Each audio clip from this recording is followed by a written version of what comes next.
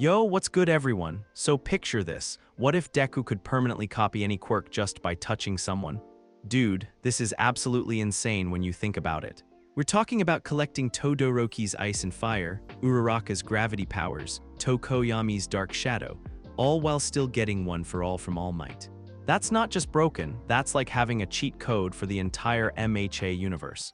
But here's the crazy part. Imagine the guilt trip. Poor Izuku thinking he's basically stealing everyone's most personal abilities. The moral crisis would be unreal. Plus the tactical combinations. Ice walls while floating and punching with super strength? Come on, that's just unfair. So naturally we had to explore what happens when Deku becomes this walking collection of everyone's powers, faces a villain who actually steals quirks permanently, and learns the difference between taking and sharing. This story is pure fire, trust me on this one. Smash that like if you're hyped, subscribe for more crazy scenarios, and let's jump right in. The sludge was everywhere. Izuku Midoriya had seen a lot of things in his 14 years, mostly from the sidelines, mostly involving other people being amazing while he took notes. But he'd never seen anything like this. The green, bubbling mass had swallowed Kacchan whole, and all those heroes were just standing around like they were waiting for someone else to handle it. Someone with a quirk that could actually help. His legs were moving before his brain caught up. Stupid, stupid, stupid, but Kacchan's eyes were wide with panic, and those were the same eyes that used to light up when they talked about being heroes together. Before everything changed, before Izuku became Deku the Useless. Kacchan, the shopping bag flew from his hands as he sprinted forward. He didn't have a plan. He never had plans that worked, not without a quirk to back them up. But his notebooks were full of hero analysis for a reason. And if there was one thing he'd learned from studying every hero fight he could find, it was that sometimes you just had to move. The sludge villain's eyes, God, they were huge, swiveled toward him. Another little hero. Stay back, kid, unless you want to. Izuku's notebook caught the thing right in its massive eyeball. It wasn't much. It wasn't enough. But Kacchan's explosion quirk flared to life in that split second of distraction, and suddenly there was fire and smoke, and the villain was screaming about his eyes. Then someone landed next to him like a meteor hitting the earth. It's fine now, All Might. All Might was standing right there, and Izuku's brain completely short-circuited because this was happening. This was actually happening. Why? Because I am here. The wind from All Might's punch was like getting hit by a hurricane. Izuku went flying, arms windmilling as he crashed into someone's fence, but he didn't care because he could see the villain dissolving into the sky like a twisted weather balloon. All Might had done it. All Might had actually. Young man, strong hands grabbed his shoulders, hauling him to his feet. Izuku looked up into All Might's face, his actual face, not the TV version but the real thing, and every word he'd ever learned evaporated from his brain. That was very dangerous but also very brave, All Might said, and his voice was gentler than it sounded on the news. Are you hurt? I know I'm. Izuku's voice came out as a squeak. All Might's hands were still on his shoulders, and there was something weird happening in his chest, like static electricity but warm. Is Kacchan okay? Bakugo Katsuki, the other boy is fine. The paramedics are checking him over. All Might's smile shifted, became less camera-ready and more real. What's your name, young man? Midoriya Izuku, the words tumbled out. I couldn't just stand there. I know I don't have a quirk, I know I can't actually help, but he looked scared and nobody was doing anything, and you don't have a quirk. There was something strange in All Might's voice, but Izuku was too busy trying not to cry from embarrassment to notice. No, I'm quirkless, completely useless. All Might's hands tightened on his shoulders for just a second. Young Midoriya, look at me. Izuku forced himself to meet those blue eyes. They were serious now, studying his face like he was a puzzle All Might was trying to solve. Having a quirk doesn't make someone a hero, All Might said quietly. What you did today, running toward danger to help someone else, even when you had no way to protect yourself, that's what heroes do. Don't ever call yourself useless. The static feeling in Izuku's chest was getting stronger, spreading down his arms, probably just adrenaline, probably just the shock of everything that had happened. I have to go, All Might said, releasing his shoulders. But remember what I told you, all right. Then he was gone, leaping away in that impossible way that made it look like he could fly. Izuku stood there for a long moment, watching the sky where All Might had disappeared, his chest still buzzing with that weird energy. By the time he got home, his mom had already seen the news. Izuku, Inko Midoriya nearly tackled him at the door, her face streaked with tears. I saw the footage. What were you thinking? You could have been killed. I'm okay, Mom. Really? He let her fuss over him, checking for injuries that weren't there. All Might saved us, both of us. That's not the point, but she was hugging him now, fierce and protective. You can't just run at villains, sweetie. You don't have a quirk to protect yourself. Yet, a traitorous part of his brain whispered, because something was definitely different. That buzzing feeling hadn't gone away, and his skin felt too tight, like he was wearing clothes that didn't fit right. I know, he said instead. I won't do it again. It was a lie, and they both knew it. Later, after dinner and a lecture about quirk safety and personal responsibility, Izuku finally made it to his room. His All Might posters looked down at him from every wall, 13 different versions of that same confident smile. He'd been collecting them since he was 4, back when he still believed he might get a quirk someday. His desk was covered with hero notebooks, pages and pages of analysis on quirks and fighting styles and costume designs. Number 13 was still open from that morning, when he'd been working on a theoretical improvement to Kamui Wood's binding techniques. Izuku sat down and reached for his pencil. He had so much to write about today: the sludge villain's apparent resistance to physical attacks, All Might's incredible speed and precision, the way the other heroes had seemed frozen by the situation. There were lessons here, things he could learn even if he'd never get to use them himself. His hand closed around the pencil. The desk exploded. Not literally, there was no fire, no explosion quirk activation. But the wood cracked down the middle with a sound like a gunshot, splitting his notebook in half and sending pencils flying everywhere. Izuku stared at the destruction, his hand still extended, fingers tingling with the same energy he'd been feeling all evening. What the hell? He looked at his hand. It looked normal, felt normal except for that persistent buzzing. He flexed his fingers experimentally. Nothing happened. Maybe he'd just leaned on it too hard. The desk was old and he'd been stressed, and adrenaline could make people stronger temporarily. That was a thing, right? That was definitely a thing. Except when he tried to close his remaining notebook, the cover tore clean in half. Izuku stared at the ruined book, his heart hammering against his ribs. This wasn't possible. Quirks didn't just appear at 14. The doctor had been very clear about that when he was 5. No quirk factor, completely normal genetics, sorry kid, but you're just going to have to accept reality. But the evidence was literally in pieces on his desk. He spent the next hour very carefully, not touching anything important while he cleaned up the mess. Every movement felt dangerous now, like he was made of glass and explosives all at the same time. By the time his mom called lights out, he'd managed to avoid breaking anything else, but only by keeping his hands shoved deep in his pockets. Lying in bed, staring at the ceiling, Izuku tried to make sense of what was happening. Quirks were genetic. They manifested in early childhood. They didn't just randomly appear after physical contact with All Might's hands on his shoulders, that strange static feeling. The timing was too perfect to be a coincidence. But that was impossible. You couldn't just catch someone's quirk by touching them. That wasn't how anything worked. If it was, quirk society would have collapsed decades ago. Unless... Izuku sat up in bed, his mind racing. What if his quirk wasn't super strength? What if it was something else entirely, something that had been triggered by contact with All Might? What if he'd been wrong about being quirkless this whole time? His phone buzzed on the nightstand. A text from an unknown number. Young Midoriya, I hope you're well. We should talk tomorrow after school. There are some things I need to explain.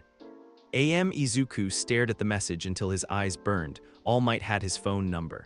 All Might wanted to talk to him. All Might had signed it with his initials like they were friends or something. And if he was texting now, that meant he'd noticed something too. Izuku set the phone aside carefully, very carefully, and tried to sleep. But his dreams were full of heroes and villains, and the feeling of power running through his veins like lightning. And when he woke up the next morning, his pillow was torn in 3 places where his fingers had clenched in his sleep. Something had definitely changed yesterday. He just had no idea what. Izuku had broken his alarm clock, not on purpose. He just reached over to hit the snooze button like he did every morning, and suddenly there were plastic pieces and tiny gears scattered across his nightstand. The display flickered once, showed 6:47 a.m., then died completely. His mom was going to kill him. Izuku, breakfast.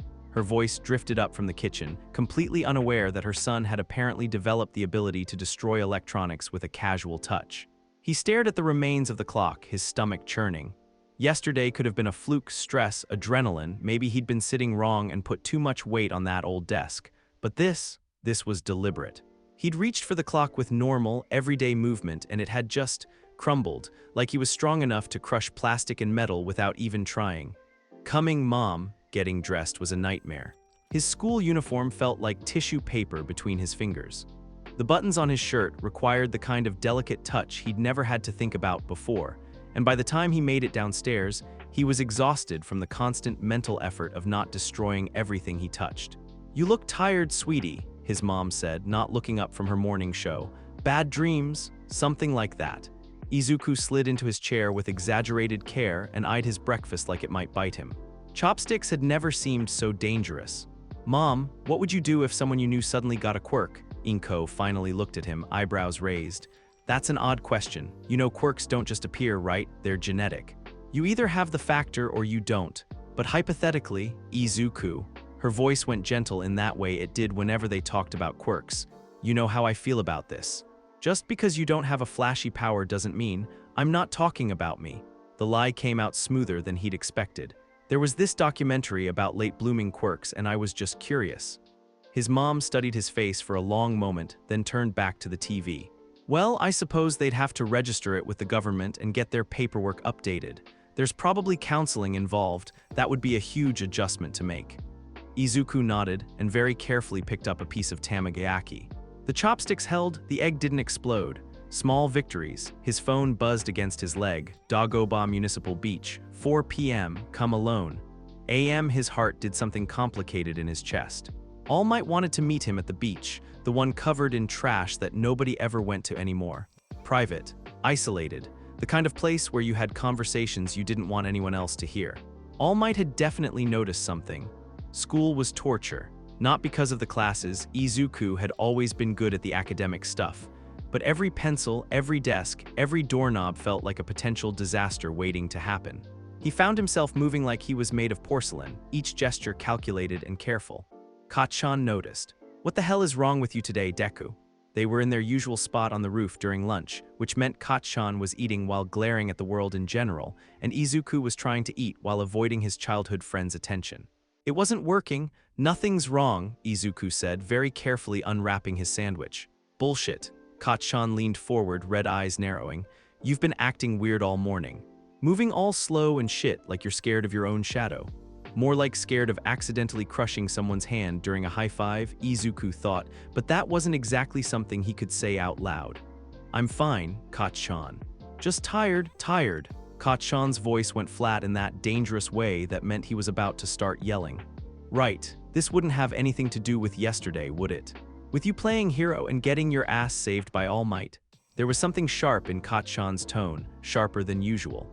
Izuku looked at him carefully and realized his friend's hands were clenched, tiny pops of smoke rising from his palms. "You're mad that I helped you. I didn't need help." The explosion was small, contained, but it made Izuku flinch anyway. "I had it handled, and then you come running in like some kind of what?" Kacchan's mouth worked for a moment, like he was trying to find words for something he couldn't quite name. Finally, he looked away. "Just don't do it again, okay? I don't need some quirkless loser making me look weak." The casual cruelty hit like it always did, but there was something else underneath it.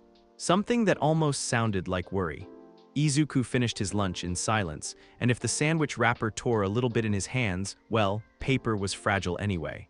Dagoba Beach looked like a graveyard for broken dreams. Izuku had been here a few times as a kid, back when his mom thought the ocean air might be good for his constitution or something. But that was before the illegal dumping started, before the place became a twisted monument to everything wrong with modern society. Now it was just mountains of rusted appliances and broken furniture stretching as far as the eye could see. All Might was sitting on an overturned refrigerator, looking strangely small without his usual crowd of cameras and reporters. He wasn't in his hero costume either, just jeans and a yellow t-shirt that hung loose on his frame. He looked normal, tired, young Midoriya. All Might's smile was softer than his TV version, but there was something worried in his eyes. "Thank you for coming." "Of course." Izuku's voice came out too loud, too eager.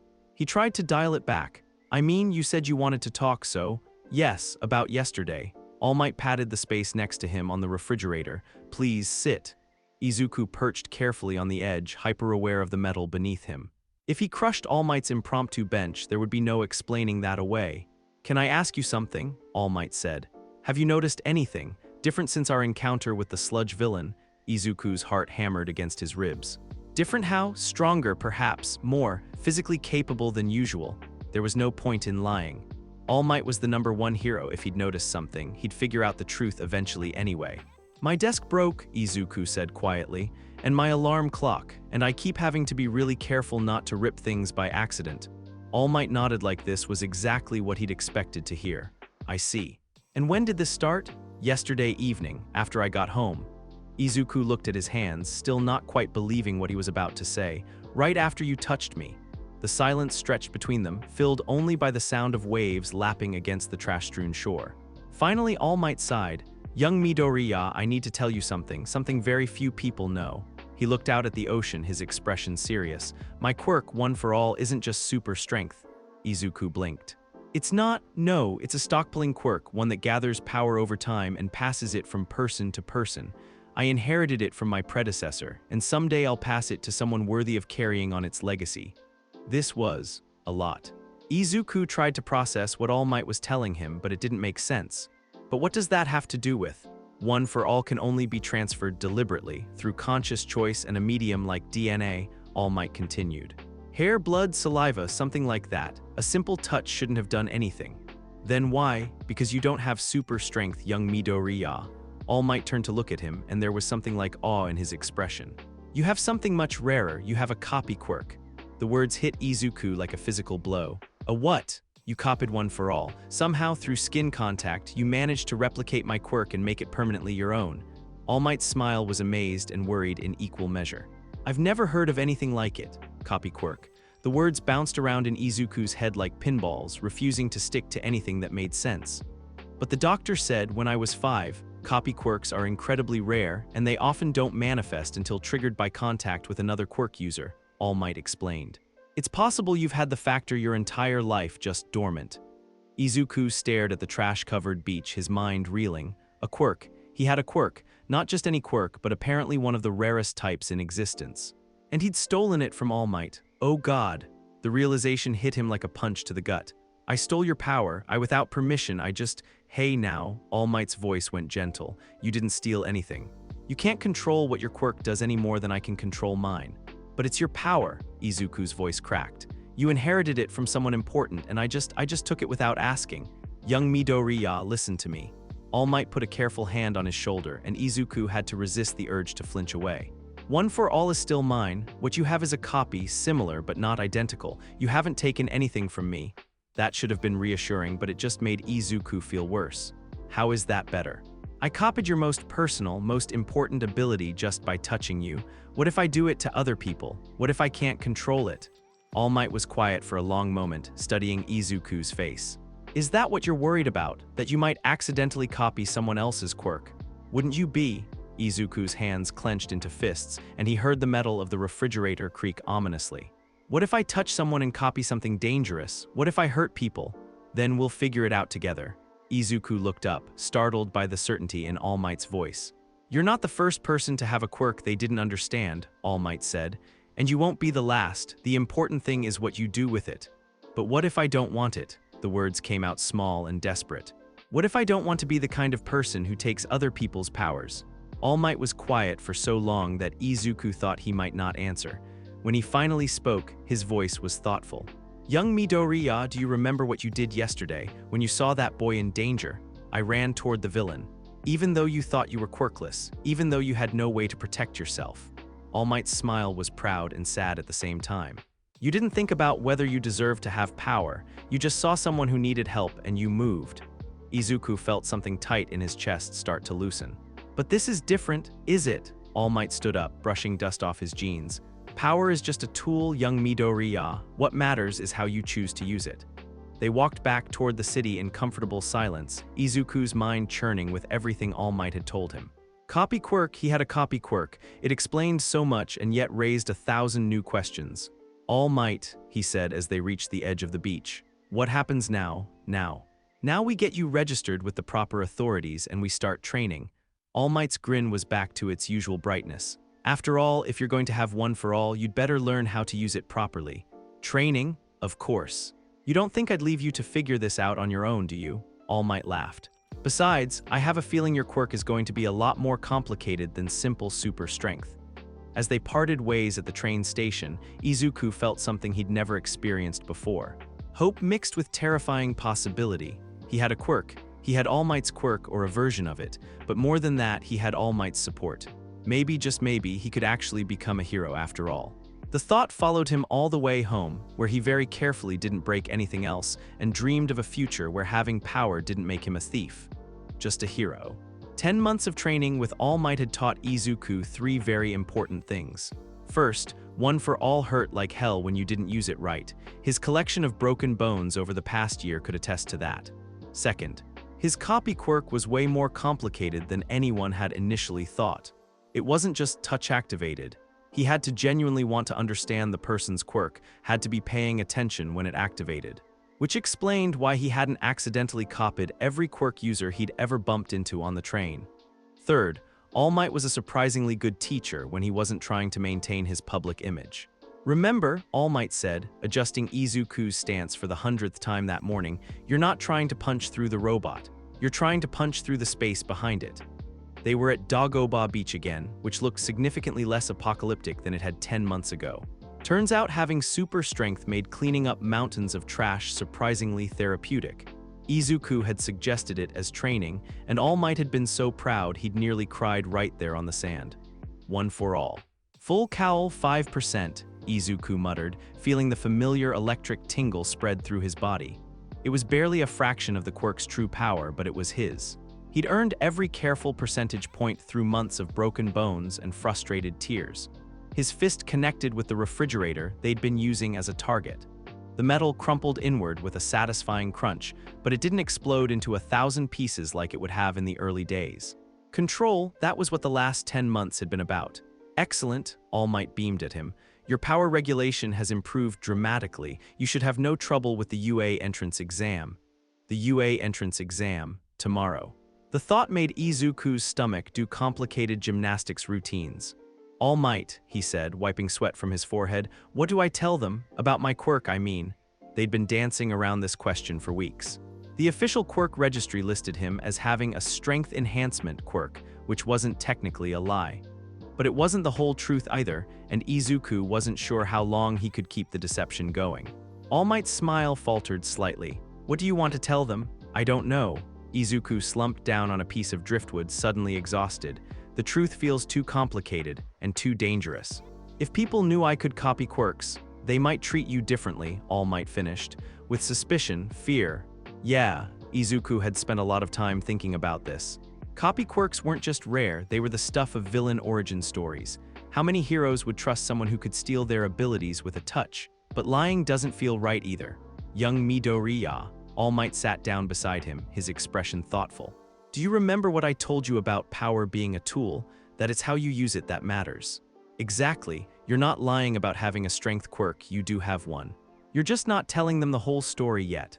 All Might's voice was gentle but firm. Sometimes heroes have to make difficult choices about what information to share and when. That doesn't make you dishonest. It makes you strategic. Izuku nodded, but the knot in his stomach didn't entirely loosen. Strategy was one thing, deception was another, and he wasn't always sure which side of that line he was walking.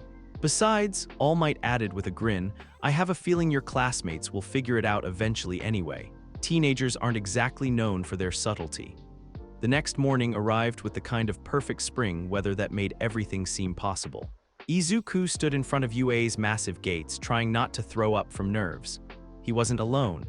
Hundreds of other students milled around the entrance, all of them probably feeling the same mixture of excitement and terror that was currently eating him alive. Some looked confident, already chatting with friends or showing off their quirks. Others looked as nervous as he felt. Excuse me. Izuku turned to find a girl with short brown hair bouncing toward him, her face lit up with an enormous smile. She looked friendly in the kind of way that made him immediately suspicious. In his experience, strangers who approached him were usually either lost or about to make fun of his freckles. You're here for the hero course exam too, right? She continued, practically vibrating with enthusiasm. I'm Uraka Achako, nice to meet you. Midoriya Izuku, he managed, still processing the fact that someone was voluntarily talking to him. Yes, hero course. Awesome, I was getting so nervous standing by myself, you know. It's way better to have someone to freak out with. Uraraka laughed, and it was such a genuinely happy sound that Izuku found himself smiling despite his anxiety. Before he could respond, a familiar explosion of sound made him wince. Move it, extras. Kacchan came bulldozing through the crowd like he owned the place, which knowing Kacchan, he probably thought he did. His crimson eyes swept over the other students with barely concealed disdain before landing on Izuku. "Of course you're here, Deku," he said, not quite shouting but loud enough that half the crowd turned to stare. "Ready to embarrass yourself in front of everyone." The old Izuku would have stammered and apologized and probably tried to make himself invisible. The new Izuku, the one with a quirk and 10 months of All Might's training under his belt, just looked at his childhood friend and shrugged. "We'll see," he said simply. Kacchan's eyes narrowed. He'd been getting increasingly suspicious over the past few months, probably because Izuku had stopped flinching every time he raised his voice. But before he could say anything else, the doors to UA swung open. "Entrance exam participants," Present Mike's voice boomed across the courtyard. "Time to move to the auditorium. Let's go." The written exam was exactly as brutal as Izuku had expected, but 10 months of studying with someone who'd actually graduated from UA had given him a significant advantage. He finished with time to spare and spent the remaining minutes reviewing his answers and trying not to think about what came next. The practical exam. "All right, listeners," Present Mike was somehow even louder inside the auditorium. "Time for the main event. You'll be fighting robots in a mock city environment." Izuku listened to the explanation with half his attention, the other half focused on the students around him. He could see quirks everywhere, hardening skin, floating objects, small explosions from a few rows up where Kacchan was sitting. Each one was a potential addition to his arsenal if he chose to make contact. The thought still made him uncomfortable. "Each robot is worth different points based on difficulty," Present Mike continued. 1-pointers, 2-pointers, and 3-pointers.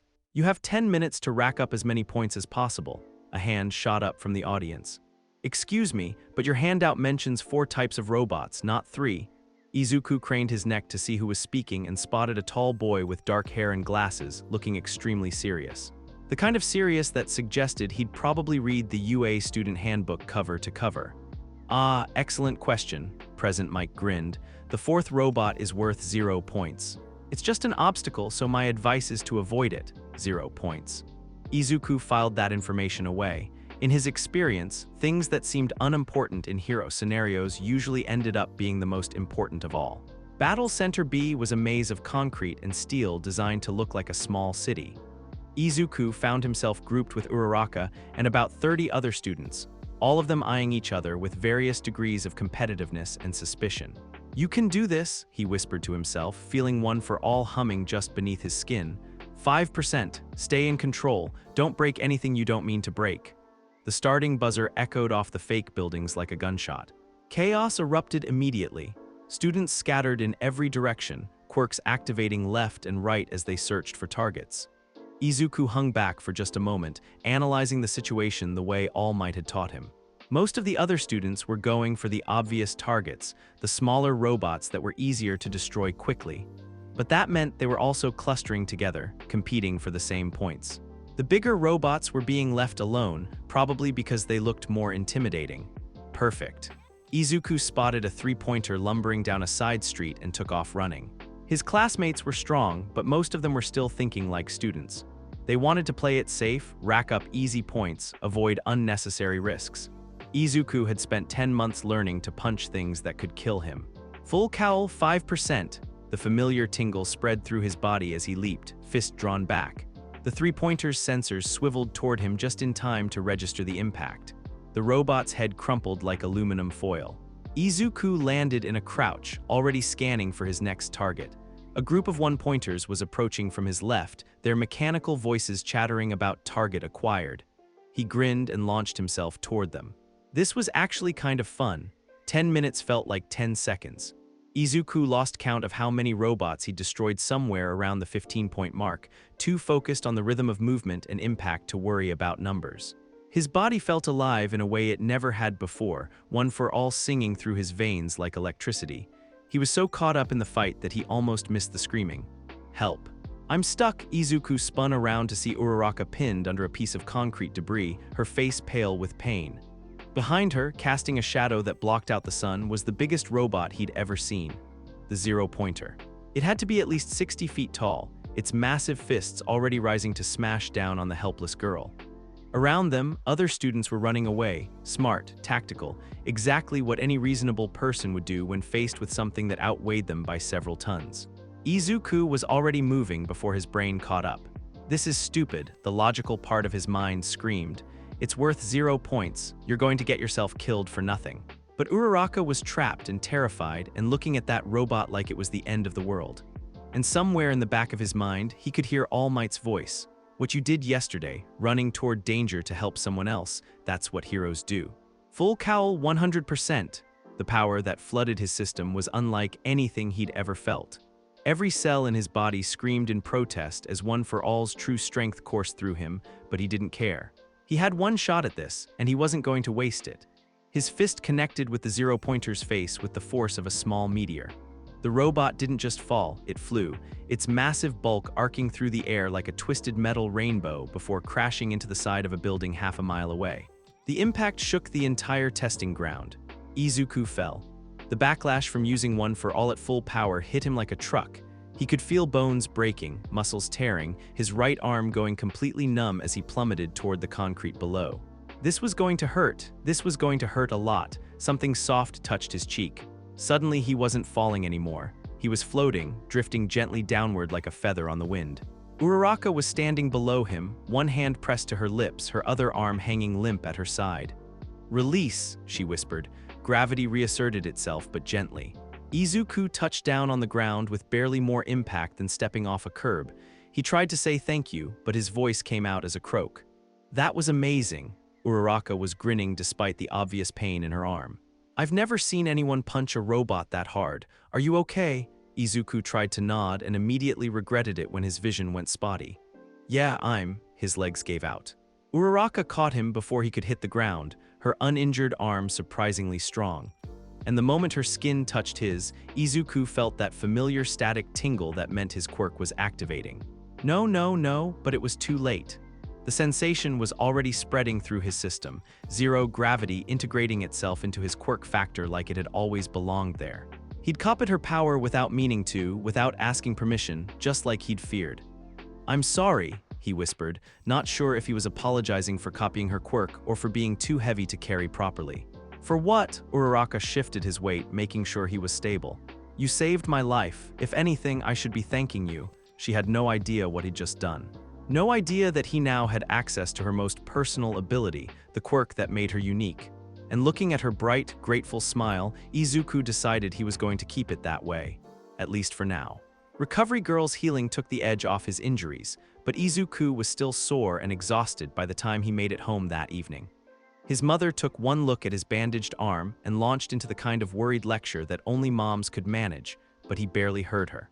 His mind was too busy processing what had happened. He'd used One for All at full power. He'd saved someone's life. He'd copied another quirk without meaning to.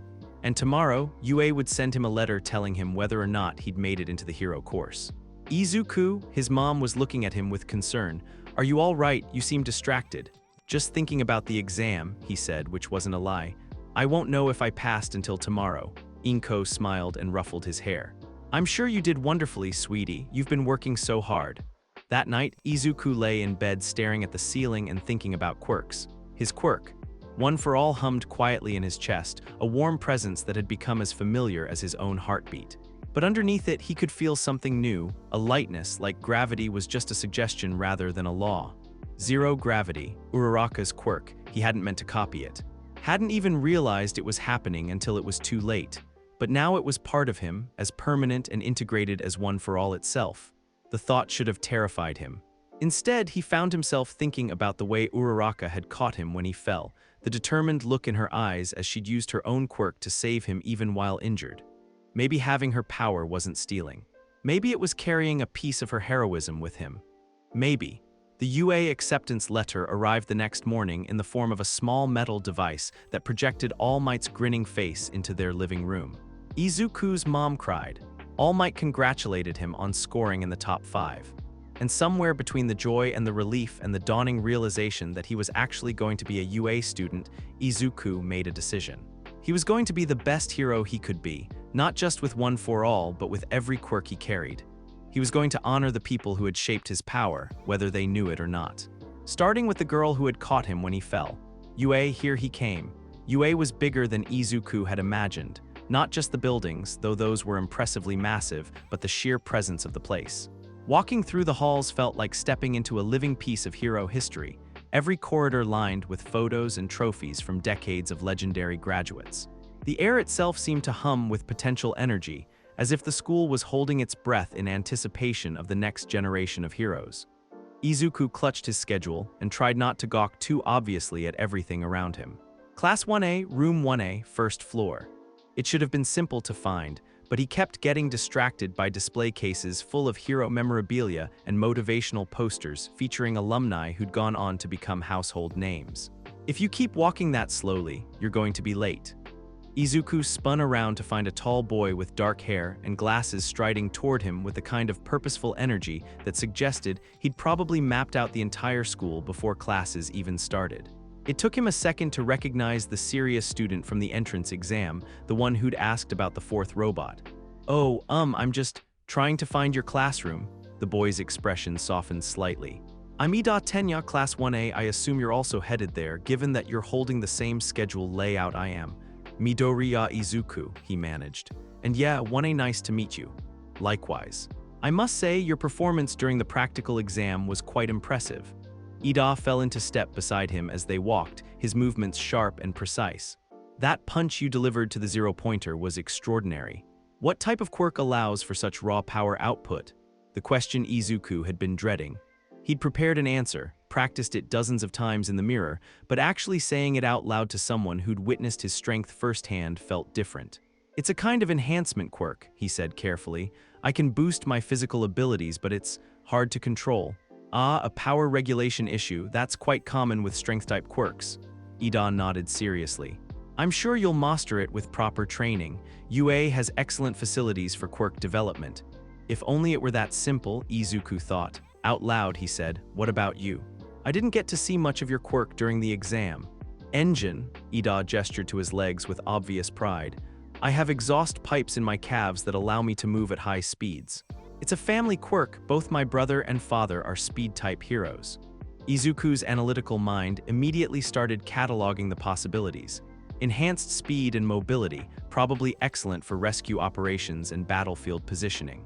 The kind of quirk that would complement one for all beautifully, especially if he could figure out how to use them together without. He caught himself mid-thought and felt his stomach clench with guilt.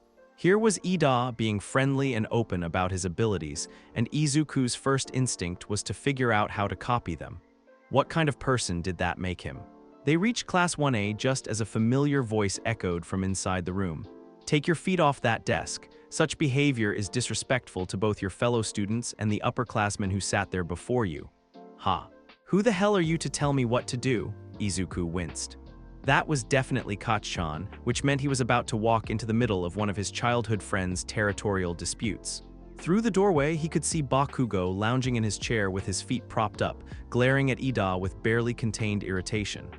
"I'm Ida Tenya from Sumi Private Academy." "Sumi." Bakugo's expression shifted to outright disdain. "So you're some kind of stuck-up elite, huh? Figures." "I would hardly call basic manners elite behavior," Ida replied stiffly. Izuku considered turning around and hiding in the bathroom until this resolved itself, but before he could retreat, a cheerful voice called his name. "Midoriya, you made it." Uraraka was waving at him from across the room, her face lit up with the same bright smile he remembered from the entrance exam. She looked completely at ease, like she'd been part of Class 1A her entire life instead of for the 5 minutes she'd probably been there. "Uraraka," he said, relieved to see a friendly face. "How are you feeling? Your arm, all better." She flexed her previously injured arm to demonstrate. "Recovery girl is amazing. I barely even have a scar. That's good." Izuku found himself smiling despite his nerves. "I'm glad you're okay." "Are you kidding? I should be thanking you again. If you hadn't, oh, you're the kid who destroyed the zero-pointer." The new voice came from behind Izuku, low and distinctly unimpressed. He turned to find a boy with heterochromatic hair and mismatched eyes studying him with the kind of analytical stare that made him feel like a specimen under a microscope. "Todoroki Shoto," the boy said by way of introduction. "I saw the footage from the entrance exam. That was quite a display of power." There was something unsettling about Todoroki's tone, not hostile exactly, but not friendly either. Like he was filing away information for later use. It wasn't that impressive, Izuku said quickly. I just got lucky with the timing. Luck. Todoroki's expression didn't change. Right before Izuku could figure out how to respond to that, the classroom door slid shut with a definitive click.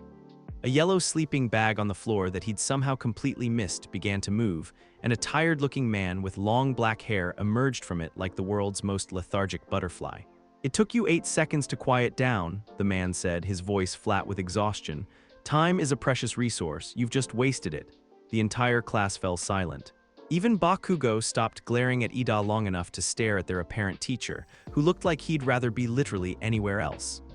I'm Aizawa Shota, your homeroom teacher, the man continued, pulling on what looked like some kind of utility jumpsuit. First things first, put on these gym clothes and meet me outside. We're doing a quirk assessment test. A collective murmur ran through the classroom. Someone, Izuku, thought it might be the pink-skinned girl with horns, raised her hand tentatively. What about the entrance ceremony, the orientation sessions? If you want to be heroes, you don't have time for such leisurely events, Aizawa said, and there was something sharp in his tired eyes now. UA is known for its freestyle educational system. That applies to us teachers too. He held up a small device that looked suspiciously like a smartphone. Softball throwing, standing long jump, 50-meter dash, endurance running, grip strength, sustained sideways jumps, upper body exercises, and seated toe touch. These are all activities you know from middle school, naturally, physical tests where you were prohibited from using your quirks. Izuku's stomach dropped. He had a pretty good idea where this was going. The country still uses averages taken from results from students not using their quirks, Aizawa continued. It's not rational. The Ministry of Education is just being negligent. The smartphone thing beeped, and a holographic display appeared showing various statistics and rankings.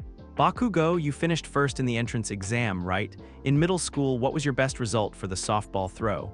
67 meters, Bakugo answered, looking suspicious but intrigued. Then try doing it with your quirk. Aizawa tossed him a softball. Use whatever you like, just don't leave the circle. This was it. This was where Izuku was going to have to make a choice about what quirks to use, how much to reveal, and whether he could keep up the charade about having a simple enhancement ability. Bakugo caught the ball with a predatory grin that Izuku recognized from 1,000 childhood encounters. Finally, I get to let loose. He wound up like he was pitching in the World Series, explosion building in his palm. The ball rocketed away in a cloud of smoke and fire, disappearing into the distance with a sound like a small cannon going off. Aizawa's device beeped cheerfully. 705.2 meters, he announced. Now then, it's important for you to know your limits. That's the first rational step to figuring out what kind of hero you'll be. Izuku stared at the number floating in the air and tried to calculate what he could achieve with one for all at 5%. Probably comparable, maybe a little better. But that would only account for one test, and he had 7 more to go. 7 tests where he could potentially showcase different quirks. 7 opportunities to either establish himself as a powerhouse or accidentally reveal that he had abilities no single person should possess.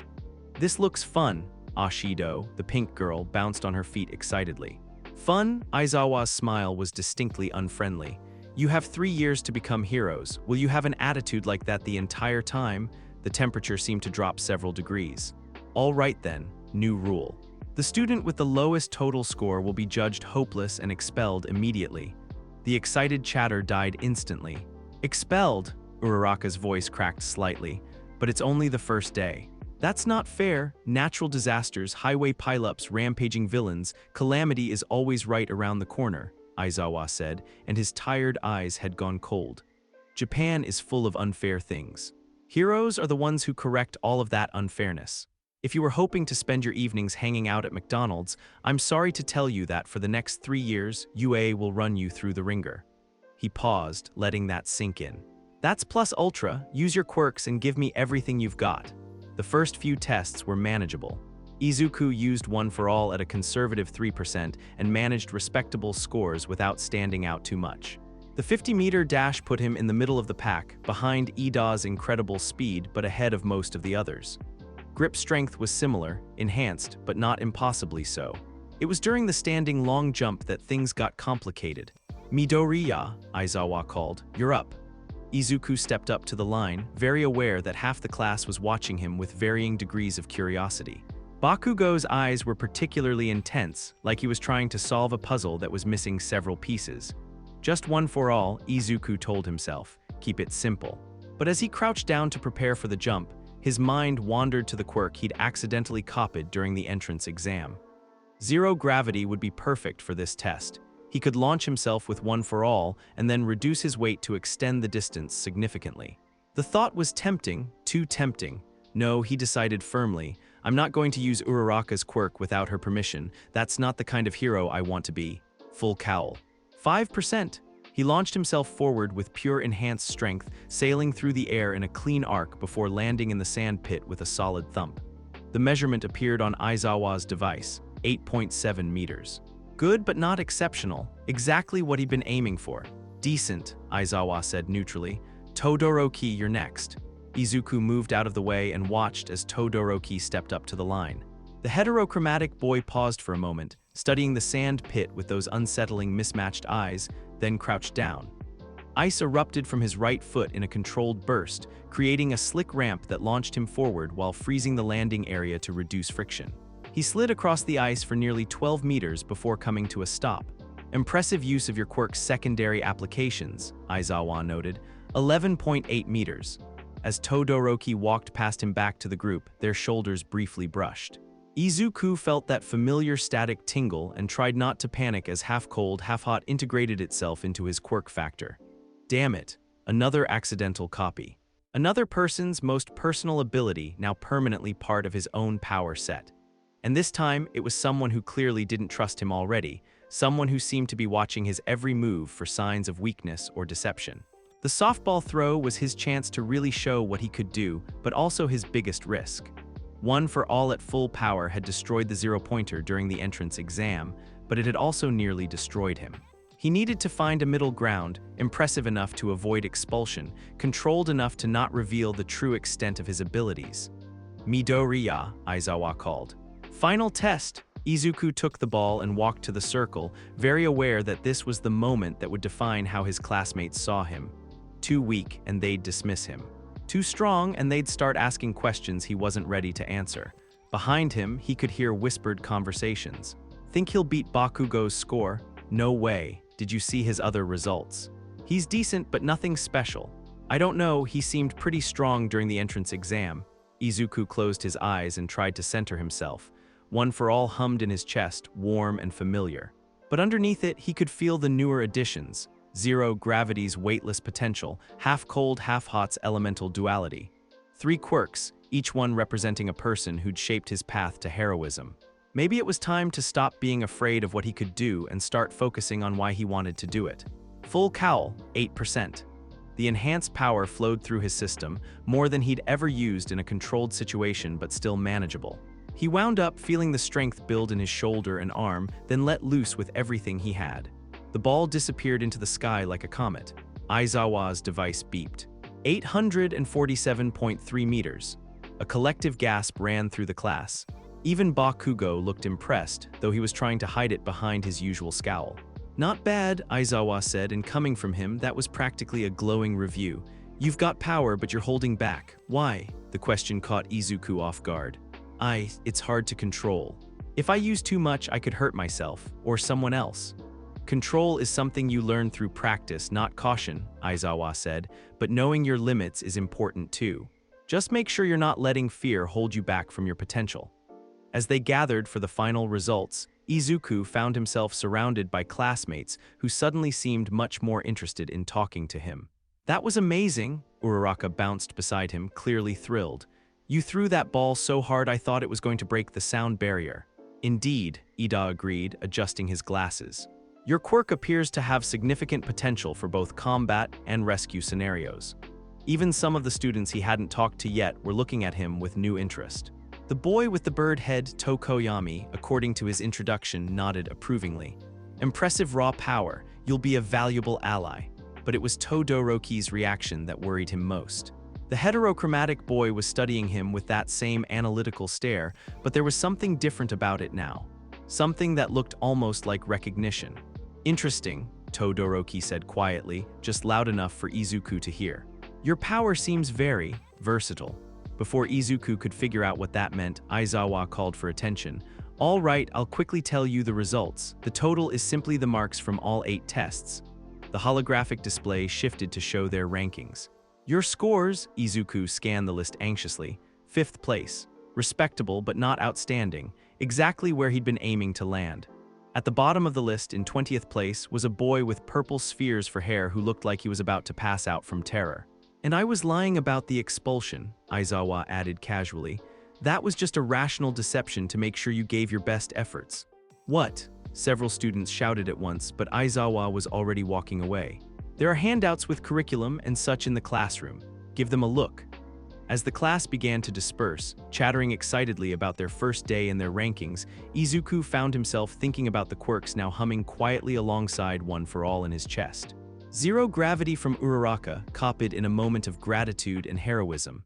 Half cold, half hot from Todoroki, copied by accident during a casual brush of shoulders. 2 more abilities that weren't his by right, that he'd gained without permission or even conscious intent. But they were part of him now, as permanent and integrated as his own heartbeat. The question was, what was he going to do with them? Deku. Bakugo's voice cut through his thoughts like a blade. His childhood friend was standing a few feet away, arms crossed, red eyes burning with something that might have been curiosity or might have been rage. With Kacchan, it was often hard to tell the difference. Yeah, that throw. Bakugo stepped closer, lowering his voice so the other students couldn't hear. That wasn't the same quirk you've been using all day. Izuku's blood went cold. What do you mean? Don't play dumb with me. I've been watching you since middle school and I know what your enhancement looks like when you use it. Bakugo's eyes narrowed. But that throw, that felt different, stronger. Like you were using something else entirely. He knows.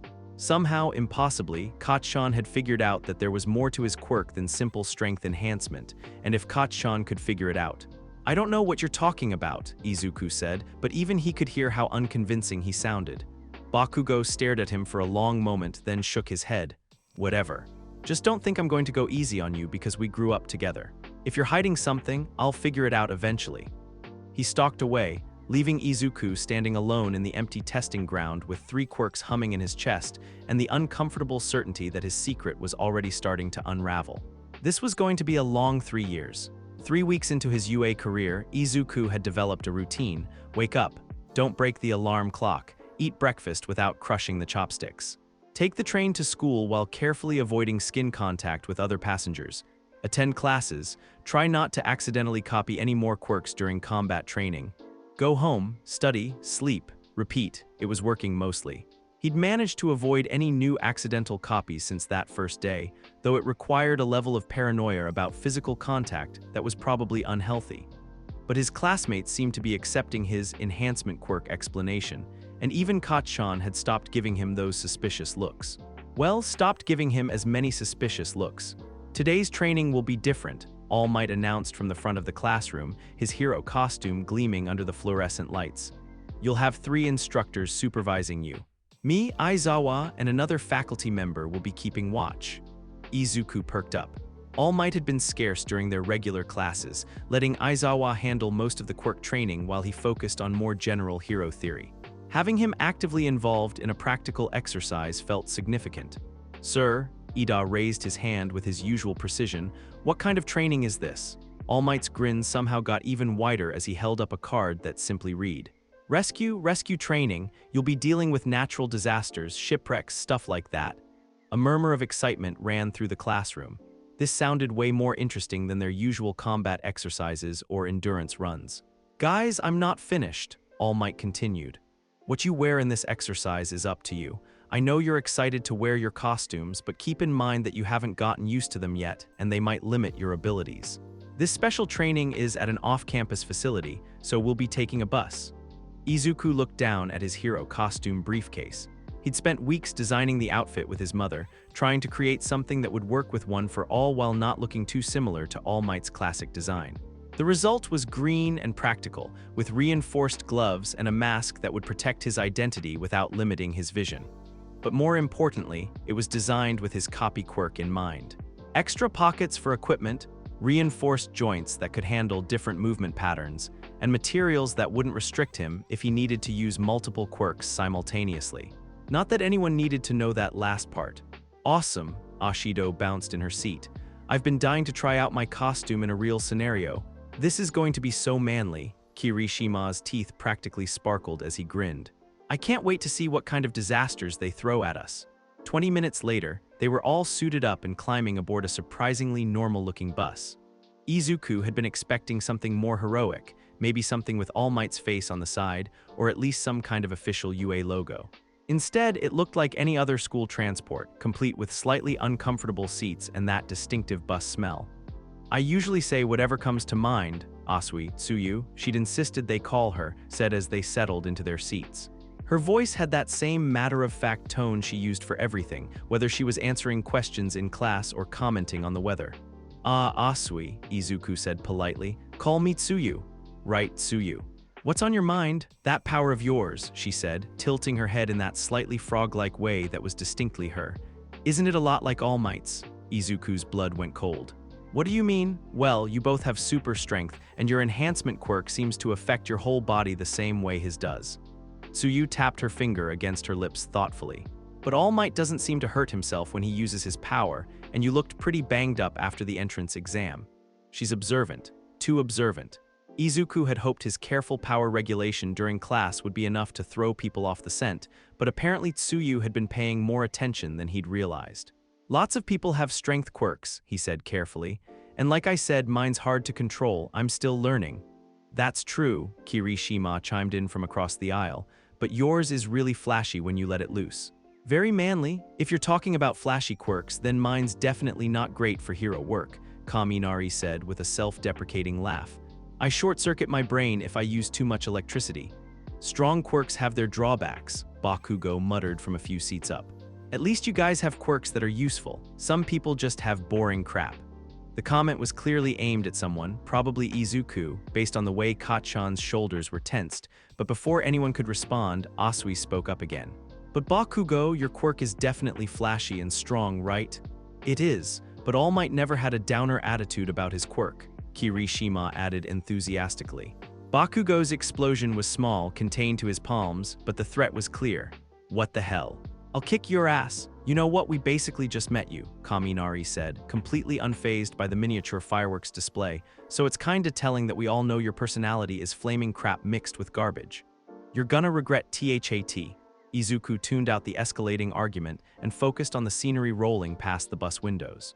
They were heading away from the city center, toward what looked like an industrial district. Wherever this training facility was, it was definitely isolated from civilian populations. That was probably smart, considering some of the quirks in their class. We're here, All Might announced as the bus pulled to a stop in front of what had to be the most impressive building Izuku had ever seen. Stop messing around! The unforeseen simulation joint, USJ, according to the sign, looked like someone had decided to build every possible disaster scenario under one massive dome. Through the entrance, Izuku could see what appeared to be different zones designed to simulate various rescue environments. Holy crap, someone whispered behind him. This is incredible, Ida breathed, his usual composure cracking slightly. A figure in a bulky spacesuit was waiting for them at the entrance, and Izuku felt his inner fanboy activate. Space Hero, 13. One of the most respected rescue heroes in Japan, famous for her incredible versatility and her perfect safety record. Hello, everyone, 13's voice was warm and enthusiastic despite the voice modulator. I've been waiting for you. It's the Space Hero 13, Uraraka practically vibrated with excitement. The gentlemanly hero who's rescued tons of people from disasters.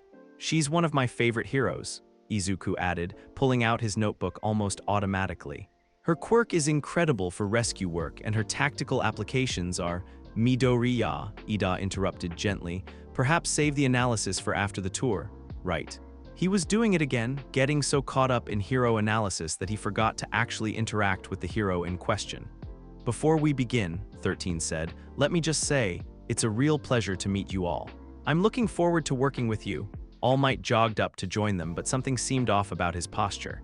He was moving a little stiffly, and when 13 leaned in to speak quietly with him, Izuku caught a glimpse of concern on her face. Is All Might okay? Tsuyu asked, echoing his own thoughts. Before anyone could answer, 13 gestured for them to follow her into the facility. "Inside this facility, I have prepared various disaster zones," she explained as they walked. "A shipwreck, a landslide, a fire, a windstorm, etc. I call it the unforeseen simulation joint. But you can call it USJ." The scale of the place was breathtaking. Each disaster zone was enormous, designed to simulate real-world scenarios with incredible detail. The shipwreck zone had an actual partially sunken ship surrounded by artificial rapids. The landslide zone looked like a mountain had genuinely collapsed. Even knowing it was all controlled and artificial, Izuku felt a shiver of anticipation. This was what real hero work looked like. 13, All Might said, and his voice sounded slightly strained. "Where's Aizawa? He was supposed to meet us here."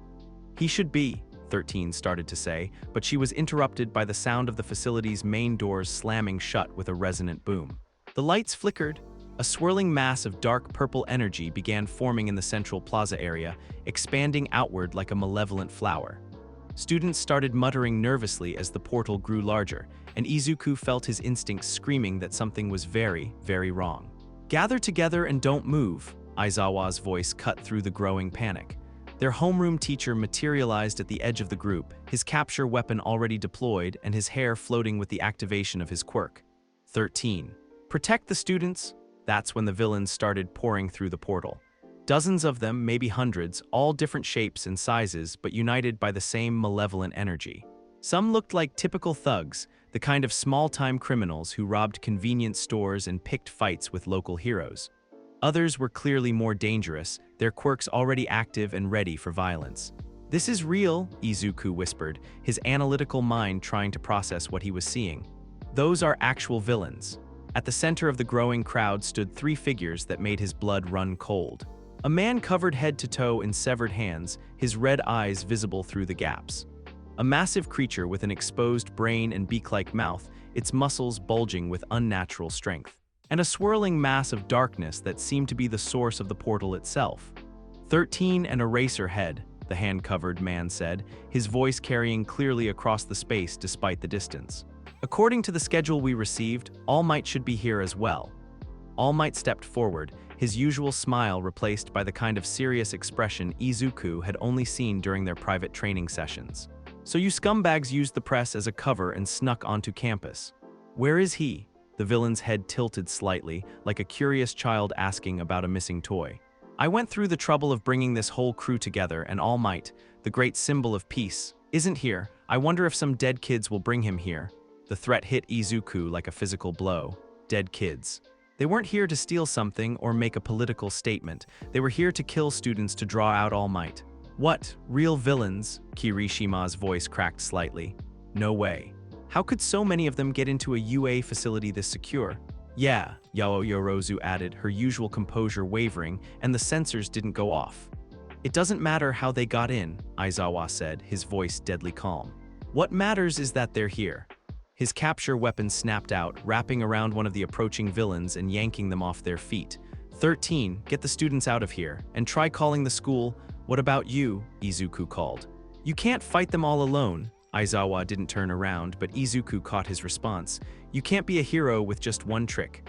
Then he leaped down into the plaza and all hell broke loose. The battle was unlike anything Izuku had ever seen. Aizawa moved like a force of nature, his capture weapon lashing out in all directions while his quirk systematically shut down villain after villain. But there were so many of them, and even with erasure canceling their abilities, they kept coming. "Everyone, to the entrance," 13 shouted, but before they could move, the dark portal villain materialized directly in front of them. "I'm afraid I cannot allow that," the creature said, its voice echoing with unnatural resonance. "We are the League of Villains. Forgive our audacity, but today we've come here to UA High School, this bastion of heroism, to end All Might's life." Up close, the portal villain was even more terrifying. It was like staring into a void that occasionally remembered to wear clothing. Yellow eyes floated in the darkness where a face should be, and when it spoke, Izuku felt like he was listening to his own funeral. "Now, let's see." The villain's attention turned to the group of students, scanning them like a predator choosing prey. "I'll scatter you across this facility and torture you to death." The portal began expanding again, reaching out to engulf them all. Izuku saw 13 raising her hand, her own quirk beginning to activate, but the villain was faster. Bakugo and Kirishima launched themselves forward, explosions and hardened fists aimed at the creature's misty form. "Surprise attack!" Bakugo roared. Their attacks passed harmlessly through the villain's body, but it gave the rest of them a split second to react. Izuku felt the familiar tingle of one for all activating as he prepared to follow their lead, but before he could move, the portal erupted outward like a tidal wave. Darkness swallowed everything. When the world came back into focus, Izuku found himself falling toward what looked like a massive lake. The water rushed up to meet him, and he had just enough time to think this is going to hurt before he hit the surface. The impact knocked the wind out of his lungs, and he sank like a stone toward the bottom. The water was deeper than it looked and darker, and as he struggled to orient himself, something brushed against his leg. Something with teeth. Mechanical sharks. Of course, the artificial lake would be full of mechanical sharks, because today hadn't been complicated enough already. Izuku kicked toward the surface, one for all sparking through his system at 3%. The enhanced strength let him swim faster than the mechanical predators could follow, but he was still running out of air, and the surface seemed impossibly far away. Then something grabbed his hand and yanked him upward. He broke the surface gasping and found himself face to face with Tsuyu, her frog-like features perfectly adapted for aquatic rescue. Behind her, Minato was clinging to what appeared to be a piece of the wrecked ship, his face pale with terror. "Are you okay?" Tsuyu asked, her voice calm despite the chaos around them. "Yeah, thanks to you." Izuku treaded water and looked around, trying to get his bearings. They were in the shipwreck zone, surrounded by the twisted remains of what had once been an impressive vessel. Villains were scattered around the area, some on the ship itself, others swimming toward them with predatory intent. "We need to get out of the water," he said, counting their opponents. "There are too many of them, and we're sitting ducks out here." "I can't swim," Minato wailed. "Why did it have to be the water zone?" "My balls don't work when they're wet." "Your quirk involves balls?" Tsuyu asked with genuine curiosity. "Not the time," Izuku interrupted as one of the swimming villains got close enough for him to make out individual features. The man had some kind of shark-based mutation quirk, his teeth gleaming as he grinned at them. "Three little heroes all alone," the shark villain called. "This is going to be fun." More villains were converging on their position, some swimming, others using various mobility quirks to traverse the water. Izuku counted at least 8, maybe more. Too many for 3 first-year students to handle, especially when one of them couldn't swim and another had a quirk that didn't work when wet. But they weren't helpless. Not entirely. For the first time since discovering his copy quirk, Izuku made a conscious decision to use someone else's power. "I'm sorry, Uraraka," he thought, feeling zero gravity activate alongside One for All. "I'll make this right somehow." "Tsuyu Minata," he said, surprised by how calm his own voice sounded. "I need you to trust me, and I need you to take a deep breath." "What are you?" Minata started to ask, but Izuku had already grabbed both of them. The effect was immediate and disorienting. All 3 of them suddenly weighed nothing, floating in the water like they were suspended in zero gravity, which technically they were. "What's happening?" Tsuyu asked, her eyes wide with surprise. "Secondary quirk," Izuku said quickly, hoping they'd be too shocked to question the explanation. "Hang on tight." He activated One for All at 5% and launched all 3 of them out of the water in a controlled arc, using zero gravity to adjust their trajectory mid-flight.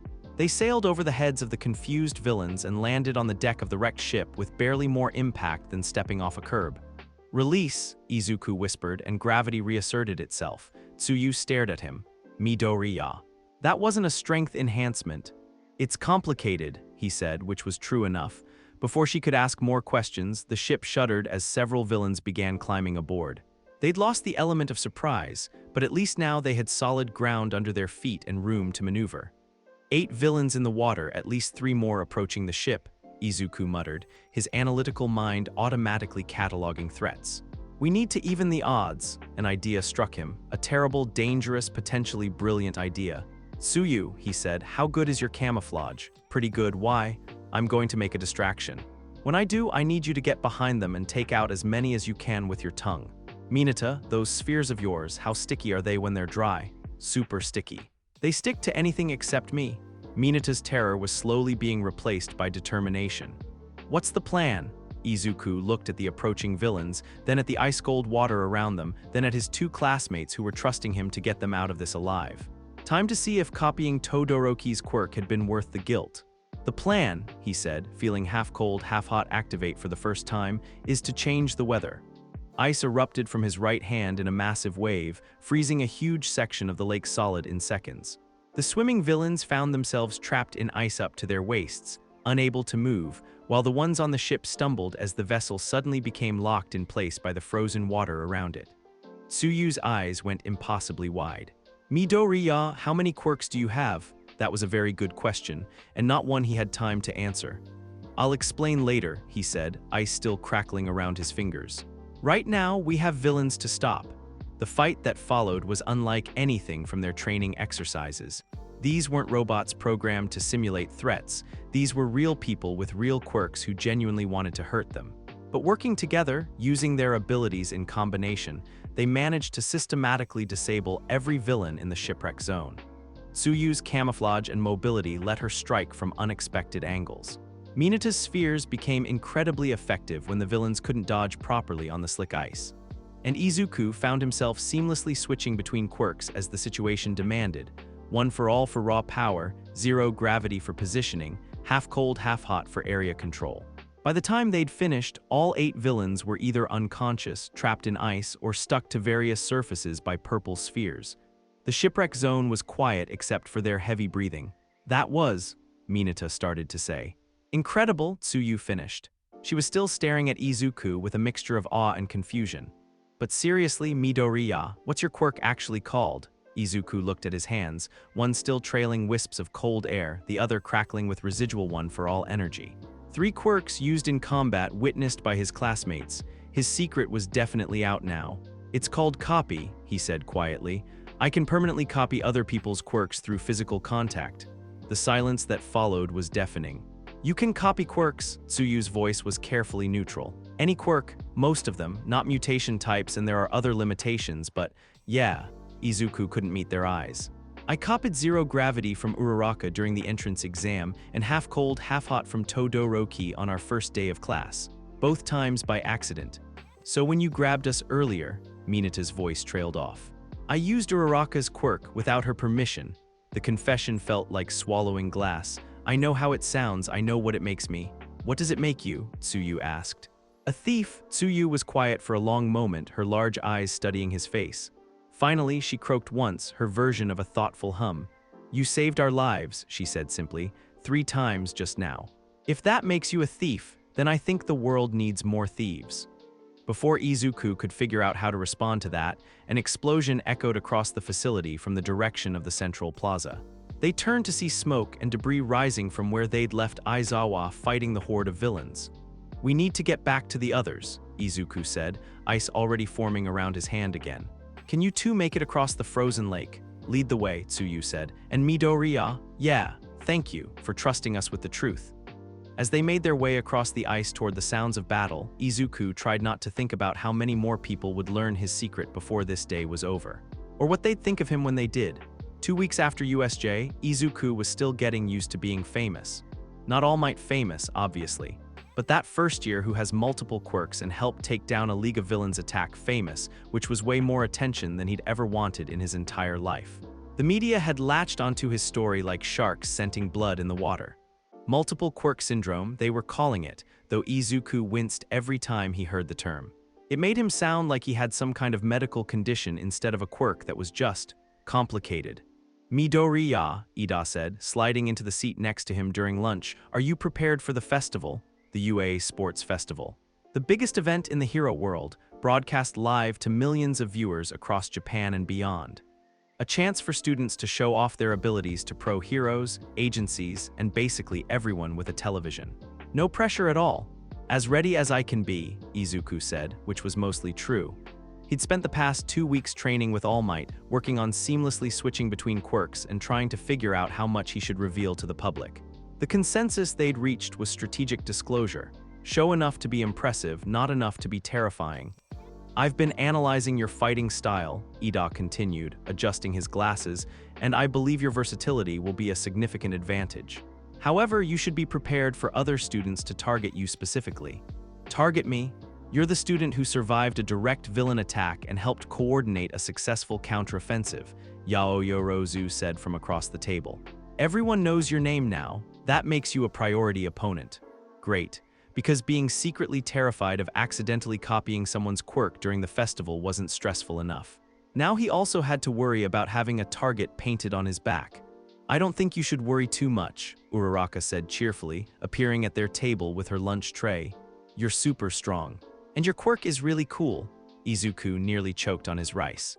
2 weeks ago, Uraraka had learned that he'd been walking around with a copy of her zero-gravity quirk for months. He'd been expecting anger or accusations, or at least some kind of uncomfortable conversation about consent and quirk ethics. Instead, she'd listened to his explanation, thought about it for about 30 seconds, then said, "So you can make things float too. That's awesome, we should practice together sometime." Her reaction had been so genuinely positive that it had somehow made him feel worse about the whole situation. "Thanks," he managed. "I'm just hoping I don't mess anything up on live television."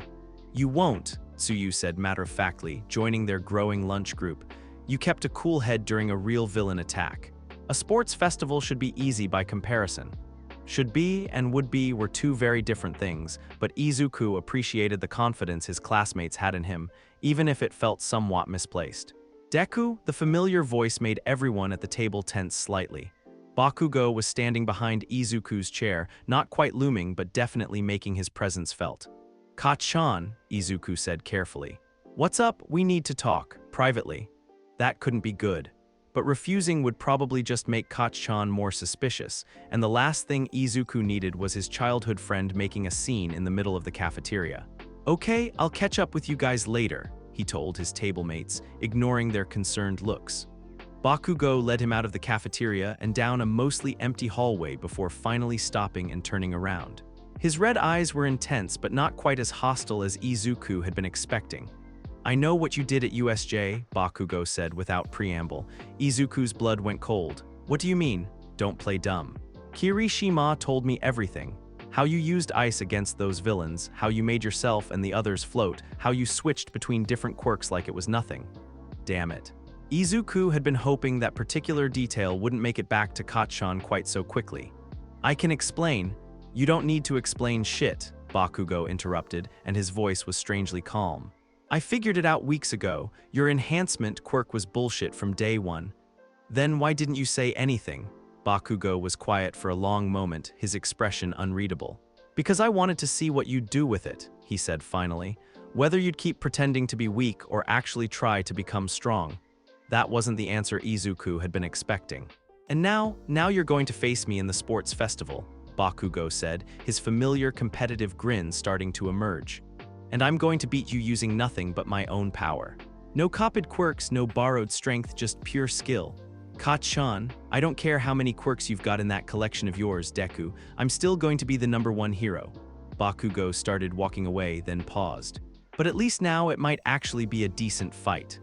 The morning of the sports festival dawned bright and clear, perfect weather for what was about to be the most watched UA event in years. The stadium was packed beyond capacity, with professional heroes, talent scouts, and media representatives filling every available seat. Izuku stood with the rest of Class 1A in the tunnel leading to the main arena, trying to calm his nerves and failing spectacularly. His hero costume felt different somehow, more real, more consequential. Like wearing it today meant something it hadn't meant during their training exercises. "You nervous?" Kirishima asked, bouncing on his feet with barely contained energy. "Terrified?" Izuku admitted. "That's so manly, being scared but doing it anyway, that's what real heroes do." "Is everyone ready?" Present Mike's voice boomed across the stadium, somehow managing to be even louder than usual. "It's time for the most exciting event of the year, the UA Sports Festival." The tunnel erupted in cheers as students from all the hero course classes began filing out into the arena. The crowd noise was overwhelming, thousands of voices all blending into a wall of sound that seemed to shake the very foundations of the stadium. "Holy crap," someone whispered behind Izuku. "Look at all those people." The arena was even more impressive than it had looked on television. Multiple different environments had been constructed for various events, from obstacle courses to combat rings, all designed to test different aspects of heroic ability.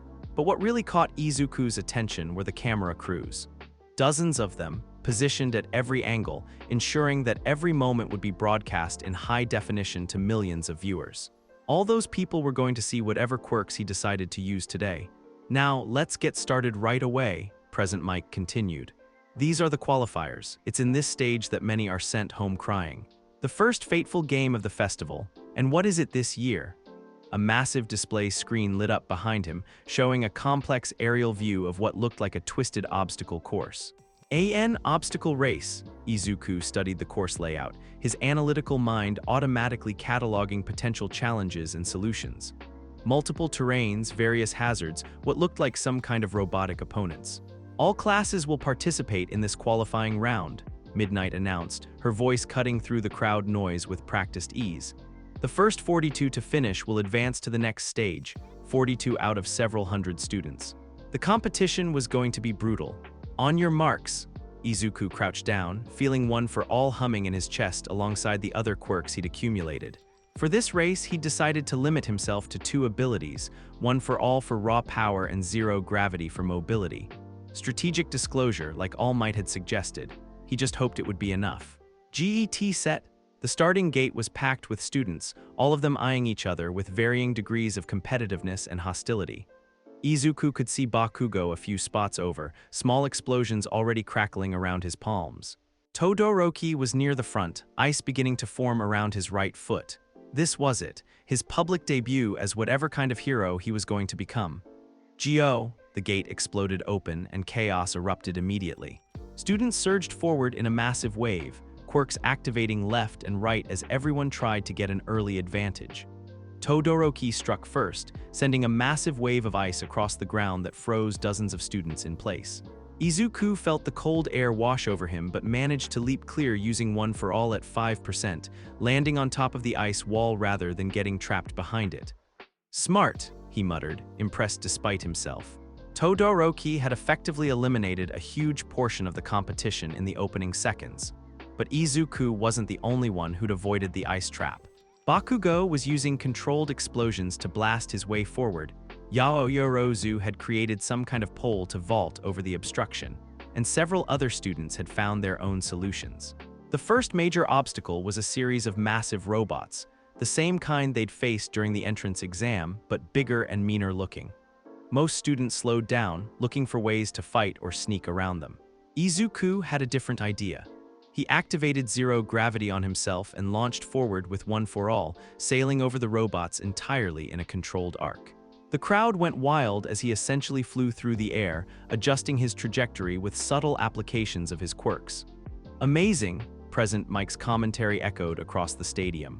Midoriya Izukeo from Class 1A is using some kind of flight quirk to bypass the robot obstacle entirely.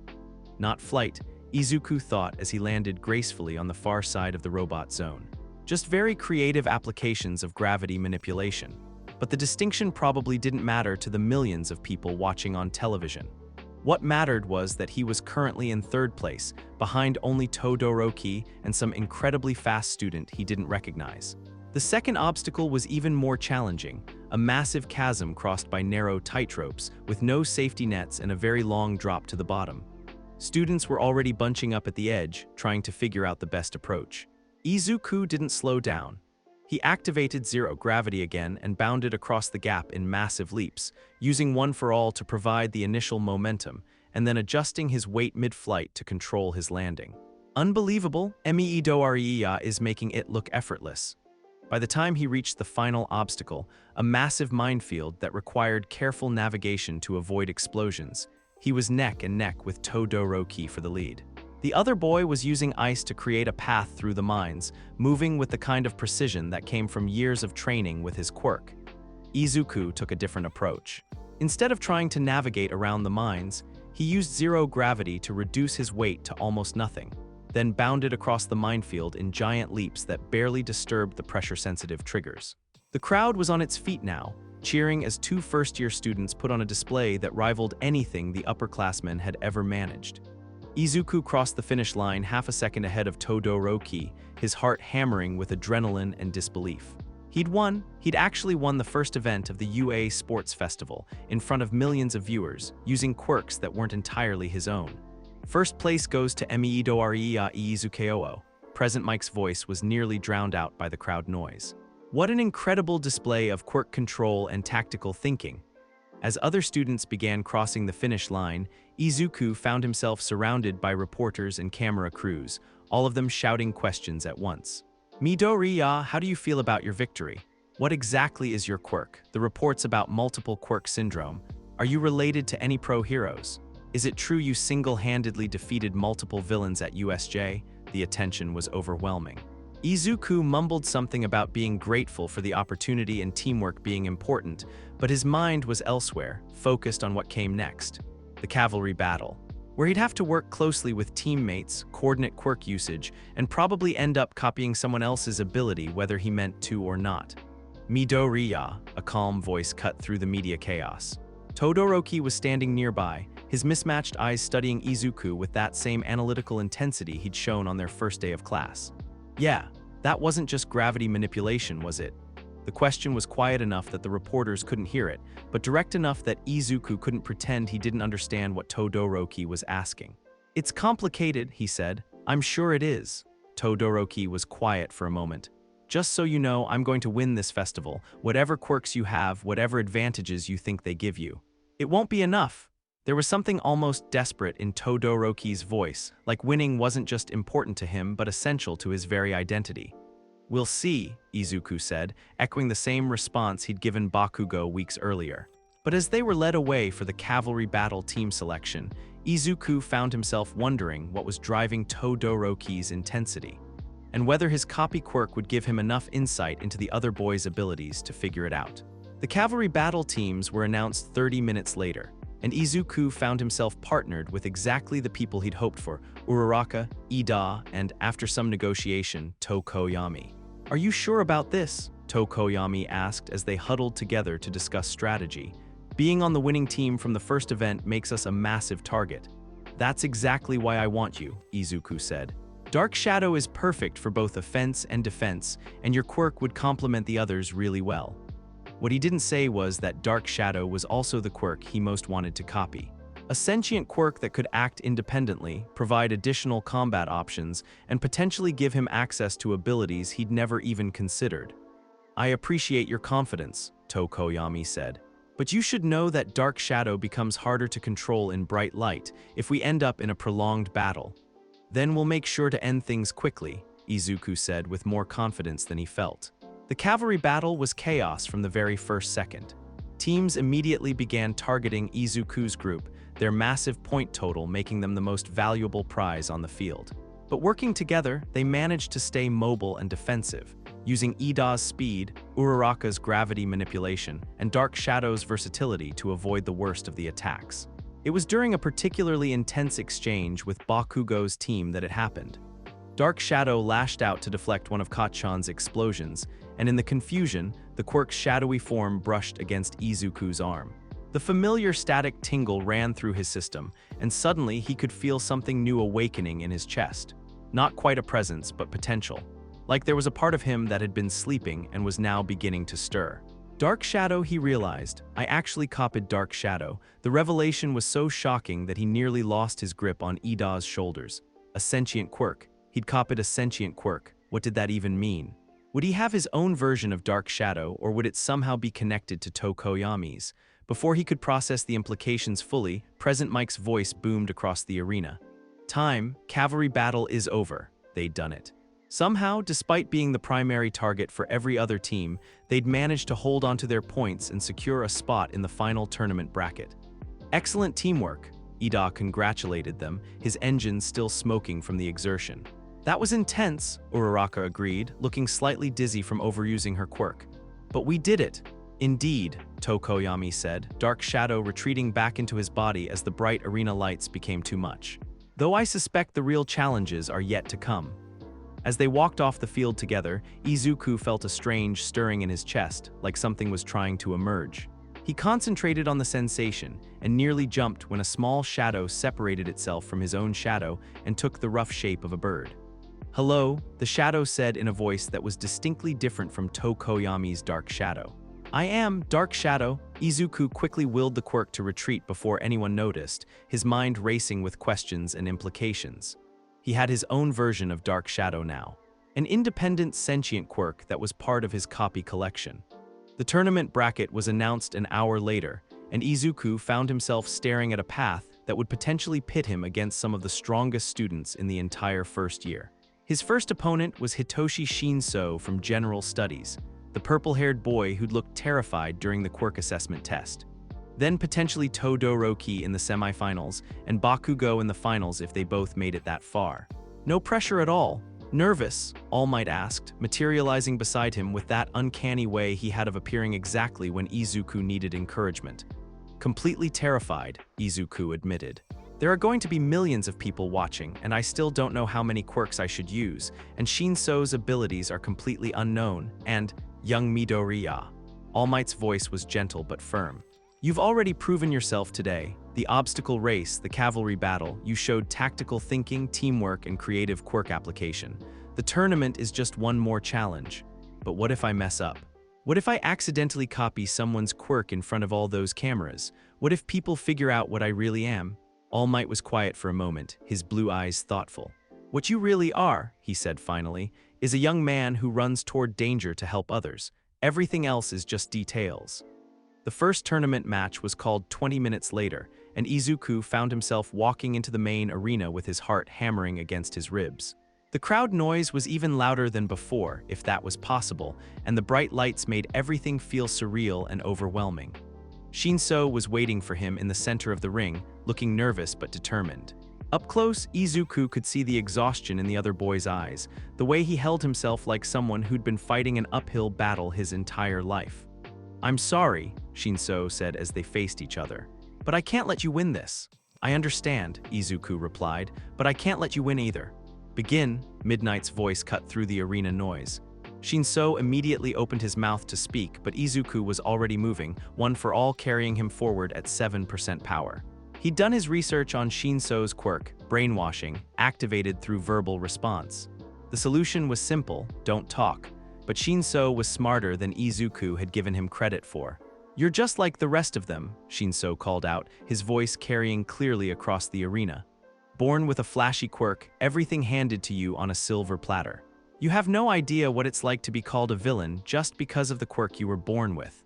The words hit Izuku like a physical blow, stopping him in his tracks, because he did know what it was like to be judged for his quirk. He knew what it was like to be afraid that people would see him as a villain if they learned the truth about his abilities. He started to say, and that was all Shinso needed. The world went fuzzy around the edges as brainwashing took hold. Izuku felt his body moving without his conscious control, walking toward the edge of the ring where elimination waited. No, he thought desperately, I can't lose. Not like this, not when so many people are counting on me. That's when dark shadows stirred in his chest. You are not alone, his copied quirk whispered in the depths of his mind. We are here with you. The mental contact was enough to break Shinso's control, shocking Izuku back to full awareness just inches from the boundary line. He spun around to see Shinso's eyes wide with surprise and something that might have been respect. Impossible, Shinso breathed. No one breaks free from brainwashing that quickly. Izuku could feel Dark Shadow's presence more clearly now, a warm spot of independence in his mind that existed separate from his conscious thoughts. It was like having a guardian angel that happened to be made of shadows. I'm not alone, Izuku said, and for the first time, he truly meant it. I carry pieces of everyone who's helped me become stronger. He launched himself forward with one for all at 8%, crossing the distance between them in a blur of green lightning. But instead of attacking, he grabbed Shinso and used zero gravity to lift them both off the ground, then carefully deposited the other boy outside the ring boundary. Winner. Midoriya Izukeo. The crowd went wild, but Izuku was already helping Shinso to his feet, making sure the other boy wasn't injured. Why didn't you just knock me out? Shinso asked, his voice quiet enough that only Izuku could hear. Because you're not my enemy, Izuku said simply. You're just someone trying to prove that you can be a hero too. Shinso stared at him for a long moment, then smiled, the first genuine expression Izuku had seen from him. You're weird, Midoriya, he said, but I think you might actually become a real hero. As Izuku walked off the field to prepare for his next match, he could feel the weight of millions of eyes watching his every move. The media would dissect every second of the fight, analyze every quirk he'd used, speculate about the nature of his abilities. But for the first time since discovering his copy quirk, he wasn't afraid of their scrutiny. He was ready to show the world what kind of hero he was going to become, even if he was still figuring that out himself. The letter came 3 days after the sports festival, along with 47 others. Izuku sat at his kitchen table, staring at the mountain of internship offers spread across every available surface. Pro-hero agencies, independent heroes, even a few international requests, all of them wanting the multiple Quirk boy for their summer internship program. "This is insane," his mom said, holding up an offer from a hero ranked in the top 20. "Izuku, some of these people are famous enough to have their own action figures." "I know." He picked up another letter at random, Death Arms, offering specialized strength training and urban combat experience. "I never expected this many." What he didn't say was how overwhelming it all felt. Every letter represented someone who wanted to study his abilities, figure out how his copy Quirk worked, maybe even find ways to exploit it. The attention that had felt exciting during the sports festival now seemed suffocating. His phone buzzed, a text from an unknown number, but the message made him smile despite his anxiety. "Young Midoriya. My office tomorrow after school. We need to discuss your internship options." A.M. All Might. Of course he'd have opinions about which hero would be the best fit for training someone with one for all. "Mom, I think I know who I want to learn from." UA's faculty building was quieter than the main campus, all polished hallways and important-looking doors marked with plaques bearing names Izuku recognized from hero ranking lists. All Might's office was at the end of the hall, and when Izuku knocked, the door opened to reveal his mentor looking unusually serious. "Come in, my boy. We have much to discuss." The office was smaller than Izuku had expected, lined with bookshelves and filing cabinets rather than hero memorabilia. All Might gestured for him to sit in one of 2 chairs facing a modest desk. "I've been thinking about your internship situation," All Might said without preamble, "and I believe I have the perfect mentor for you." "Oh. Who?" All Might's grin had a mischievous edge to it. "Someone who taught me everything I know about using one for all properly, my old mentor." Izuku blinked. "Your mentor is still active, retired technically, but still spry enough to knock some sense into overconfident young heroes." All Might pulled out a single letter from his desk drawer. "Gran Torino, he's unique." The letter was handwritten in cramped, old-fashioned script.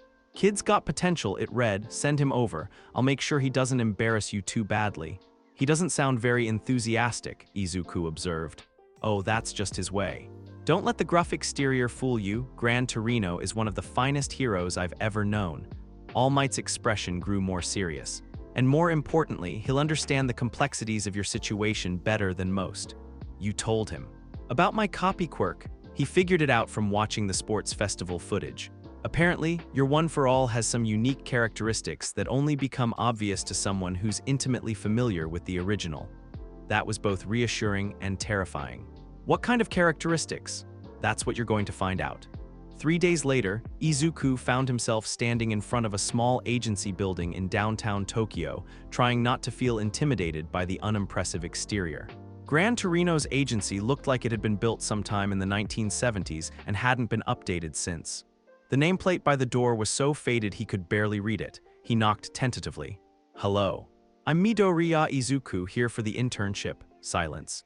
He tried again, louder this time. "Gran Torino, All Might sent me." The door suddenly swung open to reveal a tiny old man in a yellow costume that had definitely seen better days. He had to be at least 70, with wild gray hair and the kind of deeply lined face that suggested a lifetime of combat experience. "So you're Toshinori's boy," Gran Torino said, looking Izuku up and down with sharp black eyes. "HMPH, you're smaller than I expected." Nice to meet you, sir." "Don't sir me, kid, makes me feel ancient." Gran Torino turned and walked deeper into the building. "Come on. We've got work to do." The interior of the agency was just as dated as the outside, all wood paneling and outdated equipment. But it was clean and organized, with the kind of lived-in feeling that spoke to decades of dedicated hero work. "First things first," Gran Torino said, settling into a worn leather chair. "Show me your one for all." "Which version?" The old man's eyes sharpened. "How many versions do you have?" "Just the copied one." But All Might said it was different from the original somehow. "Different is putting it mildly. Go ahead, activate it. Full cowl, whatever percentage you're comfortable with." Izuku called up one for all at 5%, feeling the familiar electric tingle spread through his system. Gran Torino watched intently, his expression growing more interested by the second. "Fascinating," the old man muttered. "It's definitely one for all, but the energy pattern is completely wrong." "Wrong how?" Normal 1 for all draws power from the accumulated strength of previous users. It's like tapping into a reservoir that's been building for generations. Gran Torino stood up, beginning to pace in small circles. But yours is generating its own power. Like you took the blueprint and built a completely new engine. That sounded significant, but Izuku wasn't sure what it meant practically. Is that bad? Bad, kid, it's incredible. You've essentially created an independent branch of 1 for all that doesn't rely on the original stockpile. Gran Torino grinned, and suddenly he looked much less like a harmless old man. Which means we can train you completely differently. The next 4 hours were the most intense training session of Izuku's life. Gran Torino moved like a man a quarter his age, bouncing around the room with a quirk that seemed to involve controlled jet propulsion. He came at Izuku from every angle, forcing him to adapt and react faster than he'd ever had to before. 1 for all isn't just about power, Gran Torino called out, ricocheting off a wall to come at him from above. It's about flow. You're thinking too much, analyzing instead of feeling. Izuku dodged frantically, his copid 1 for all sparking at 8%. I'm trying. Trying isn't good enough. Another attack, this one from his blind spot. Stop thinking about percentage, start thinking about need. By the end of the session, Izuku was exhausted, bruised, and completely exhilarated. He'd never been pushed so hard or learned so much in such a short time. Gran Torino might look like someone's grandfather, but he fought like a force of nature. Not bad for a first day, Gran Torino said, not even breathing hard. You've got instincts and your copid 1 for all responds faster than the original, less mental barriers to overcome. Really? Toshinori spent months learning to control his power output. You're already switching percentages mid-fight. The old man studied him carefully. What other quirks are you carrying around? Izuku hesitated, then decided honesty was probably the best policy. Zero gravity, half cold, half hot, and dark shadow, all copied by accident. Accident? Gran Torino's eyebrows rose. How do you accidentally copy 4 of the most impressive quirks I've seen in years? It's complicated. I'll bet it is. Show me dark shadow. Izuku concentrated, feeling for that independent presence in his chest. His own version of the quirk stirred, then emerged as a small shadow that took the rough shape of a bird. Hello, Dark Shadow said in its distinctly different voice. You are Gran Torino? Well, I'll be damned, Gran Torino breathed. You copied a sentient quirk, that shouldn't even be possible. We are possible, Dark Shadow replied with what might have been amusement. We are here, incredible. And the others? Izuku demonstrated zero gravity by floating a chair, then created a small wall of ice with half cold, half hot. Each quirk felt as natural as breathing, integrated so completely into his power set that he sometimes forgot they weren't originally his. 4 quirks, Gran Torino mused. All of them powerful, all of them versatile. Kid, do you have any idea what you're carrying around? A lot of responsibility. That too. But mostly potential. Gran Torino's expression grew serious. The question is what you're going to do with it. They were interrupted by an alarm blaring from somewhere else in the building. Gran Torino's expression immediately shifted to professional alertness. Hosu City, he said, reading something on a tablet that had definitely not been there a moment before. Multiple villain sightings. Namu attacks. Izuku felt ice form in his stomach. Namu, same type as the one from USJ by the look of it. Different appearance, but that brain pattern is unmistakable. Gran Torino was already moving toward what Izuku assumed was a gear closet. This is it, kid, real hero work. You want me to come with you? You think I'm leaving my intern behind during his first real crisis? What kind of mentor would that make me? Hosu City was in chaos by the time they arrived.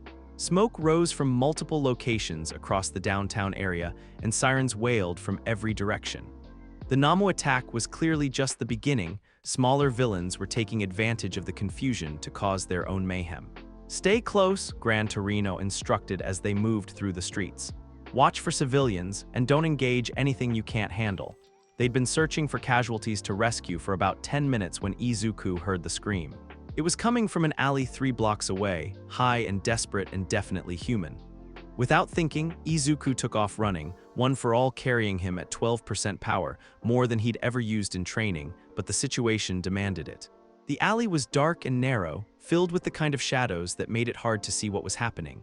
But Izuku could make out 3 figures. A man in elaborate armor covered in blades, another man who appeared to be a pro-hero lying motionless on the ground, and someone else backed against the wall. The hero killer, Stain. Izuku had read about him in the news, a vigilante who targeted heroes he deemed fake, killing them in the name of some twisted ideology about true heroism. Another fake hero come to play? Stain's voice was low and dangerous, his blade gleaming as he turned toward Izuku. Good, I was just finishing up here. The pro hero on the ground was still breathing, but barely.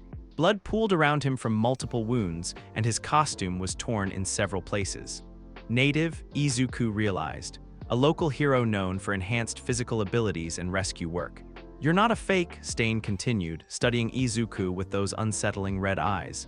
I've seen you on the news, the boy with multiple quirks. Tell me, do you think you're a true hero? I think heroes help people, Izuku said, trying to keep his voice steady. And right now, you're hurting someone who needs help. This man calls himself a hero, but he's just a glory seeker. Stain's voice rose to nearly a shout. He became a hero for money and fame, not to save people. The world needs to be purged of such corruption. Izuku felt anger flare in his chest. You don't get to decide that. He launched himself forward with one for all at 15%, faster than he'd ever moved before. But Stain was ready for him, those enhanced reflexes allowing him to dodge and counter in the same motion. The blade caught Izuku across the arm, drawing blood but not doing serious damage thanks to his reinforced costume. But the moment the blood was drawn, something strange happened. His body suddenly felt heavy and unresponsive. Bloodcurdle, he realized, recognizing Stain's quirk from the news reports. He can paralyze people by consuming their blood.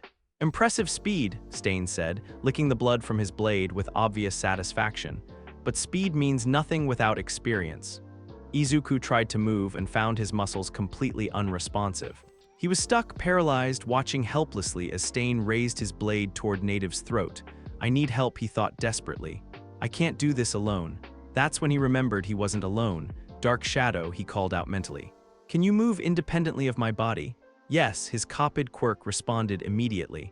We are not bound by your physical limitations. Dark Shadow erupted from his body like a small explosion of living darkness, taking Stain completely by surprise.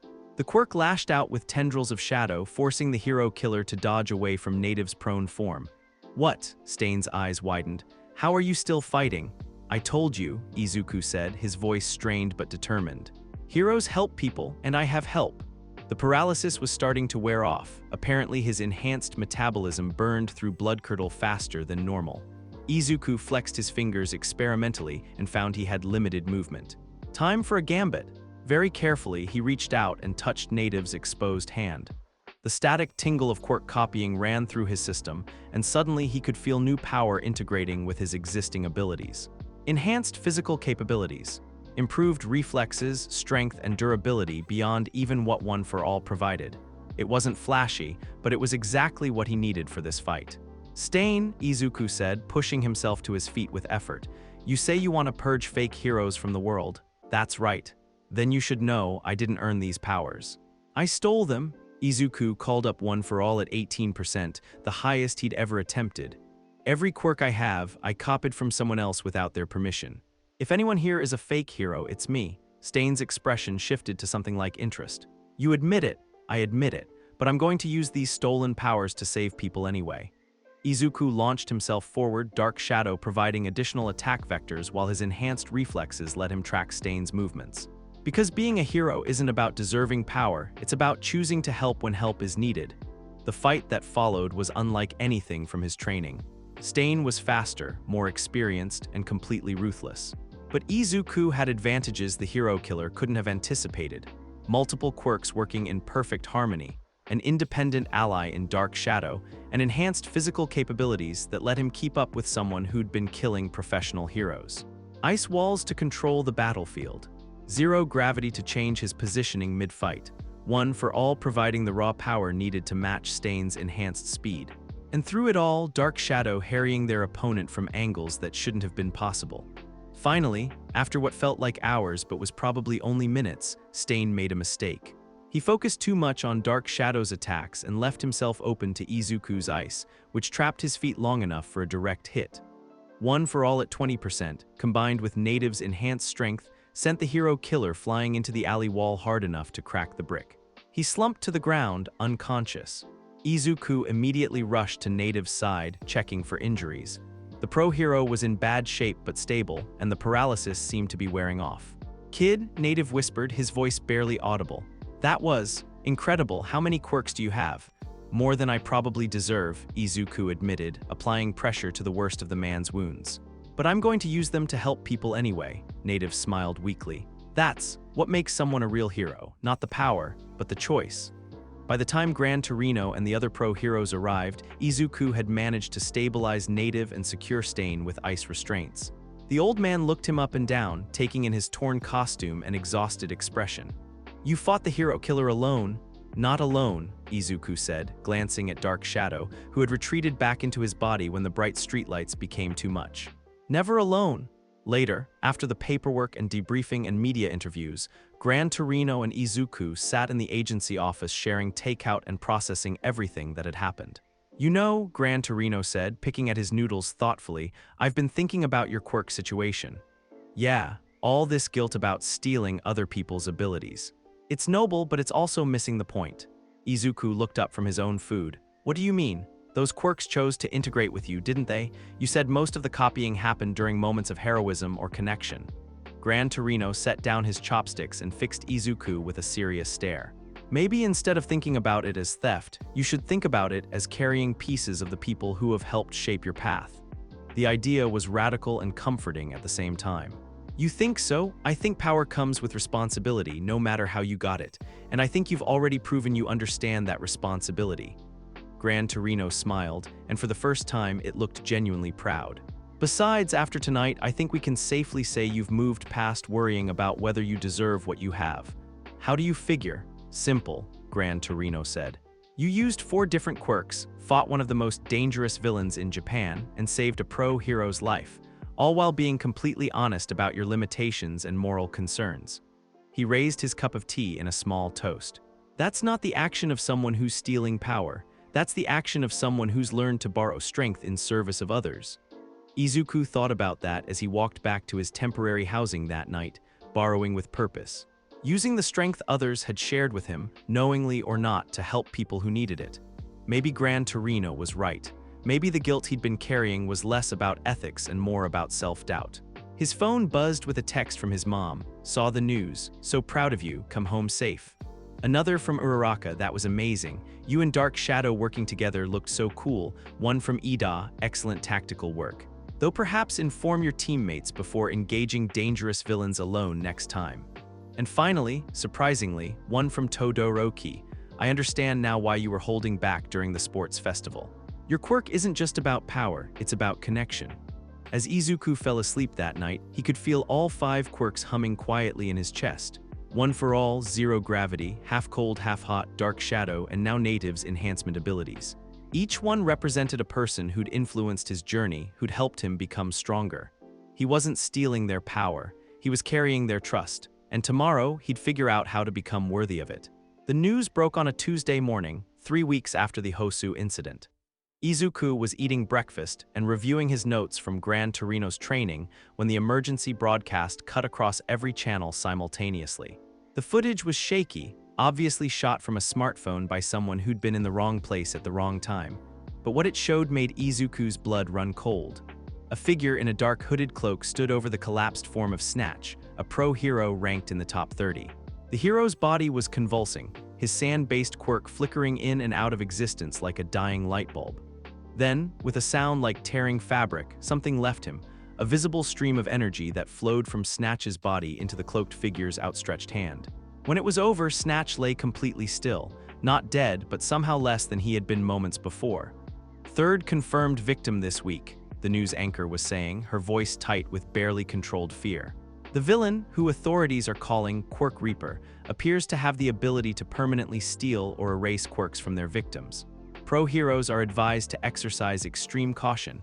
Izuku's mom turned off the television with shaking hands. That's horrible, she whispered. Those poor heroes. But Izuku barely heard her.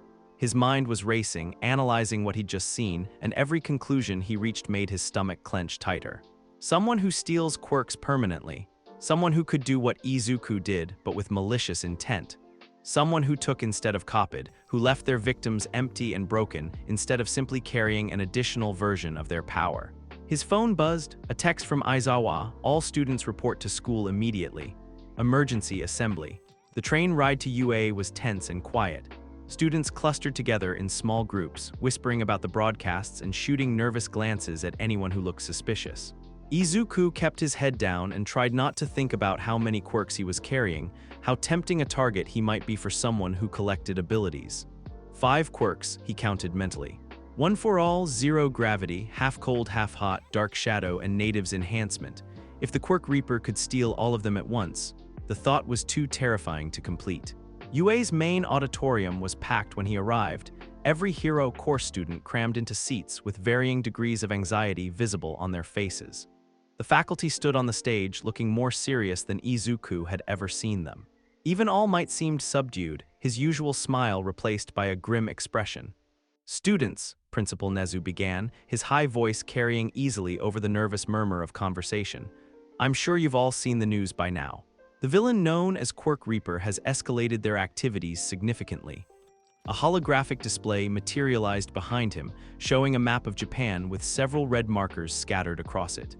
7 pro heroes attacked in the past 2 weeks. 3 have had their quirks permanently erased. 4 have had them stolen, their abilities now apparently belong to the Reaper. Nezu's black eyes swept across the student body. "We believe this villain specifically targets individuals with powerful or unique quirks." Izuku felt like ice was forming in his veins. Powerful or unique quirks, like multiple quirks accumulated through copying. "Until this threat is neutralized, all students will be under enhanced security protocols," Aizawa said, stepping forward. "No one travels alone, no one leaves campus without explicit permission. And if you encounter this villain, you are to retreat immediately and call for backup." "What about the hero license exam?" someone called out from the back. "Postponed indefinitely," Nezu replied. "Your safety is our primary concern." As the assembly broke up, students filing out in nervous clusters, Izuku found himself thinking about the Quirk Reaper's pattern. 7 heroes attacked, but only 4 quirks stolen. Why erase some abilities but not others? What made certain quirks worth taking while others were simply destroyed? Midoriya. He turned to find Todoroki and Bakugo approaching, both of them wearing expressions he'd never seen before. Not quite fear, but definitely concern. "We need to talk," Todoroki said quietly. "All 3 of us," Bakugo added, his voice unusually serious. "Privately." They ended up in an empty classroom on the 3rd floor, the door locked and curtains drawn. Izuku had no idea what his classmates wanted to discuss, but their behavior was making him increasingly nervous. "Okay," he said once they'd settled into chairs facing each other. "What's this about, the Quirk Reaper?" Todoroki said without preamble. "We think you might be a target," Izuku blinked. "What makes you say that?" Bakugo snorted. "Are you kidding? You've got multiple quirks, you've been all over the news, and you just helped take down the hero killer. If this asshole is collecting powerful abilities, you're basically walking around with a giant target painted on your back." "But lots of people have strong quirks, not like yours," Todoroki interrupted. "I've been thinking about this since the sports festival, and I finally figured it out during the Hosu coverage." Izuku's heart rate spiked. "Figured out what?"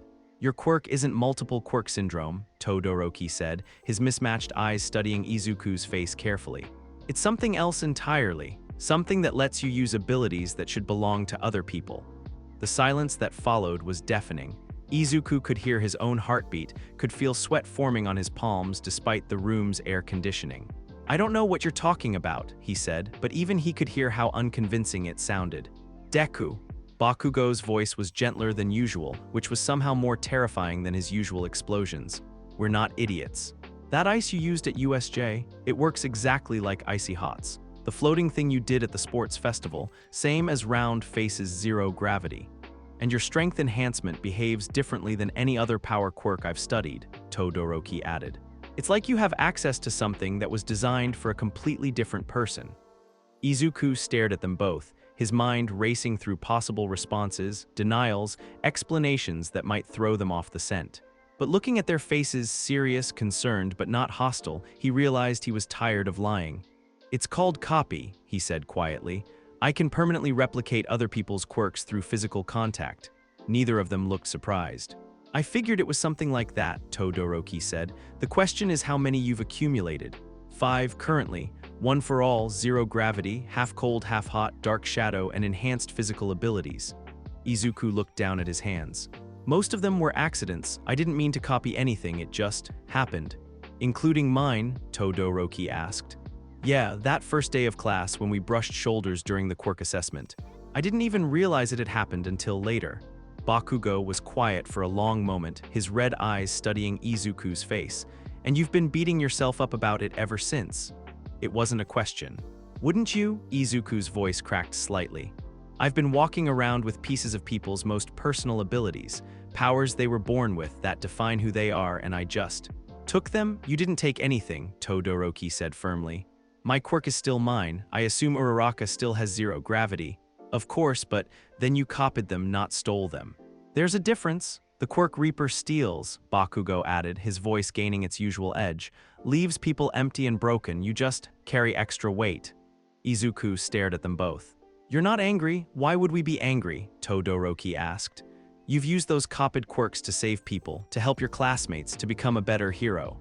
Besides, Bakugo grinned, and for the first time in weeks it looked genuine. Now I know exactly what I'm up against when I finally kick your ass. Despite everything, Izuku found himself smiling. So what do we do about the Quirk Reaper? We stick together, Todoroki said. If they're targeting people with unique quirks, then all three of us are potential victims. My father's quirk combination, Bakugo's explosive power, your copying ability, were all high-value targets. Agreed, Bakugo said.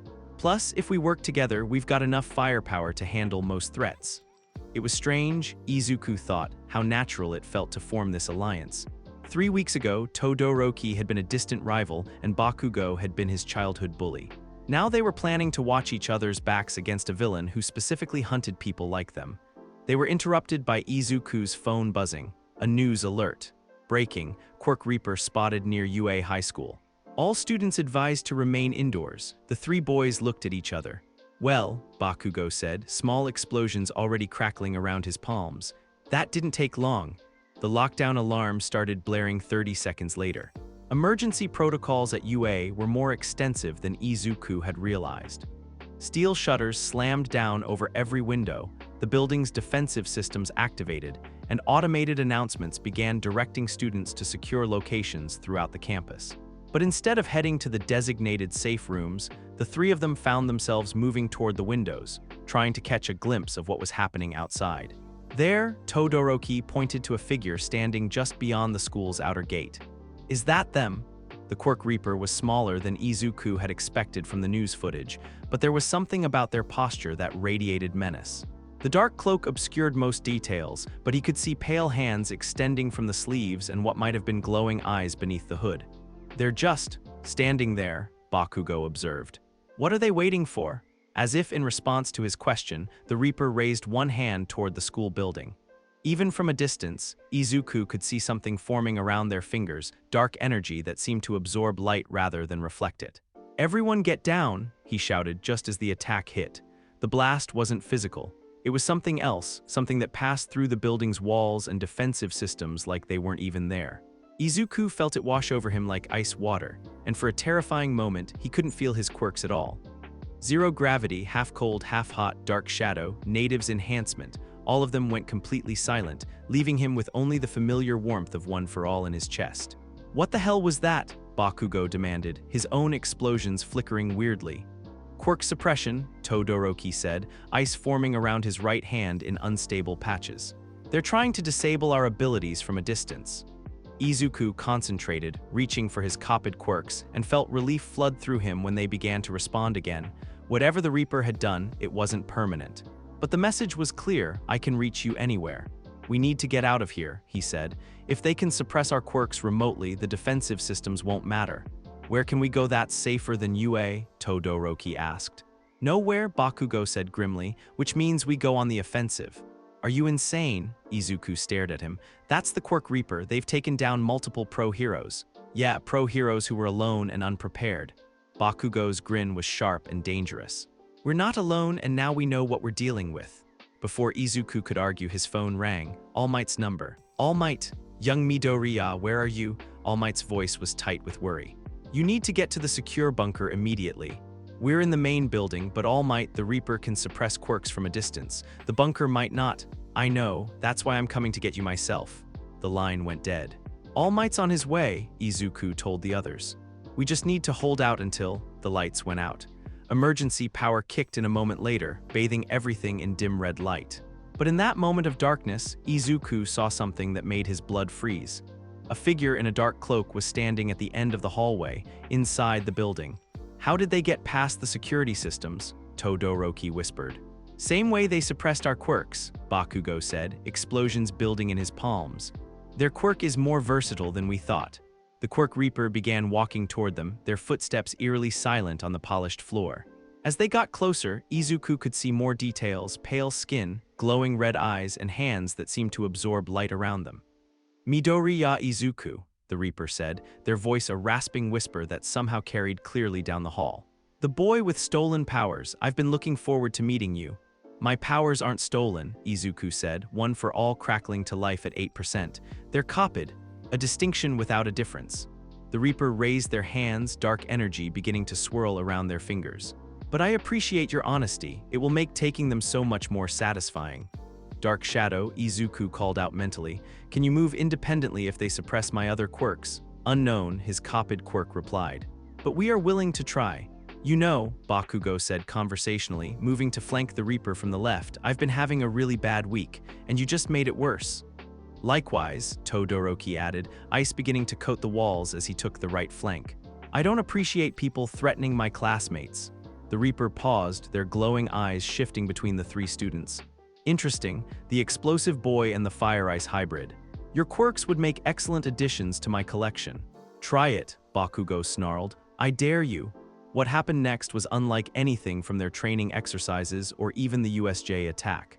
The Quirk Reaper moved like liquid shadow, their body seeming to phase between solid and incorporeal as they dodged the initial barrage of ice and explosions. Their counterattack was just as impossible, streams of dark energy that seemed to target quirks specifically, trying to tear abilities away from their users rather than simply causing physical damage. Izuku felt one of the energy streams brush against his arm and nearly screamed as zero gravity was temporarily ripped away from him. The sensation was like having a limb amputated, a sudden absence where there should have been wholeness. "They can actually steal quirks in real time," he shouted to the others. "Don't let them touch you." But the Reaper was too fast, too versatile. They seemed to phase through Todoroki's ice attacks and absorb Bakugo's explosions like they were nothing more than flashlights. And every time they got close to one of the students, another quirk would flicker and weaken. "We need a new strategy," Izuku thought desperately, "something they can't counter." That's when he remembered what Gran Torino had taught him about One for All. Stop thinking about percentage. Start thinking about need. What did he need right now? Not raw power. The Reaper could apparently absorb that. Not versatility. They were countering every quirk he tried to use. What he needed was something they couldn't take away. "Dark Shadow," he called out loud this time. "Full manifestation." His copied quirk erupted from his body like a living explosion, taking a form larger and more aggressive than he'd ever managed before. But instead of attacking the Reaper directly, Dark Shadow wrapped itself around all three students like a protective barrier. "What are you doing?" Todoroki demanded. "Something they can't steal," Izuku replied, then looked directly at the Reaper. "You want my quirks, come and take them."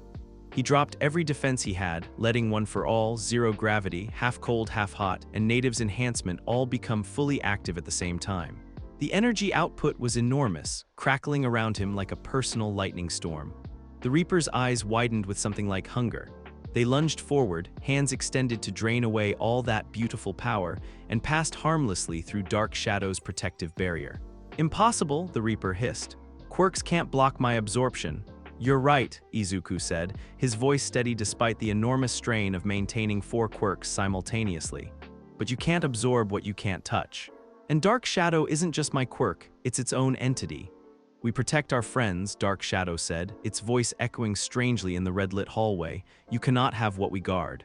The standoff stretched for what felt like hours, but was probably only seconds. The Reaper circled them like a predator, looking for weaknesses in Dark Shadow's protection, while the 3 students tried to figure out how to turn defense into victory. Then All Might arrived. The symbol of peace hit the Quirk Reaper like a guided missile, carrying them straight through the wall and out into the courtyard beyond. The impact shook the entire building. "Stay back," All Might's voice boomed from outside. "This villain is beyond your current capabilities." Through the hole in the wall, Izuku could see All Might and the Reaper locked in combat. But something was wrong. All Might's movement seemed sluggish, his usual overwhelming strength flickering inconsistently. They're draining his quirk, Todoroki realized. Even All Might isn't immune. We have to help, Izuku said, but before any of them could move, the Reaper broke away from All Might and launched themselves back through the hole in the wall. Enough games, they snarled, dark energy swirling around them like a tornado. If I can't take your quirks individually, I'll take them all at once. The attack that followed was like nothing Izuku had ever experienced. Instead of targeting specific abilities, the Reaper seemed to be trying to drain everything at once: quirks, life force, even the energy that held matter together. Dark Shadow screamed and flickered, its protective barrier beginning to fail under the assault. Izuku felt his copied quirks being pulled away like water down a drain, and for the first time since discovering his copy ability, he genuinely thought he might lose everything. But then, impossibly, he heard other voices. "We stand with you," Uraraka's quirk whispered in his mind, zero gravity flaring stronger than ever. Together, Todoroki's abilities added, ice and fire spiraling around them in perfect harmony. "We are not alone," Dark Shadow declared, its form solidifying back into an impenetrable barrier. "Heroes protect each other," Native's enhancement pulsed, giving him the strength to keep fighting. And underneath it all, One for All burned like a star, carrying the hopes and dreams of everyone who had ever believed he could become a hero. "You can't take them," Izuku said, his voice carrying absolute conviction.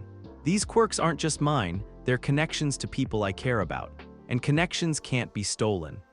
The Reaper's attack faltered, their energy drains suddenly ineffective against powers that were reinforced by emotional bonds rather than just genetic factors.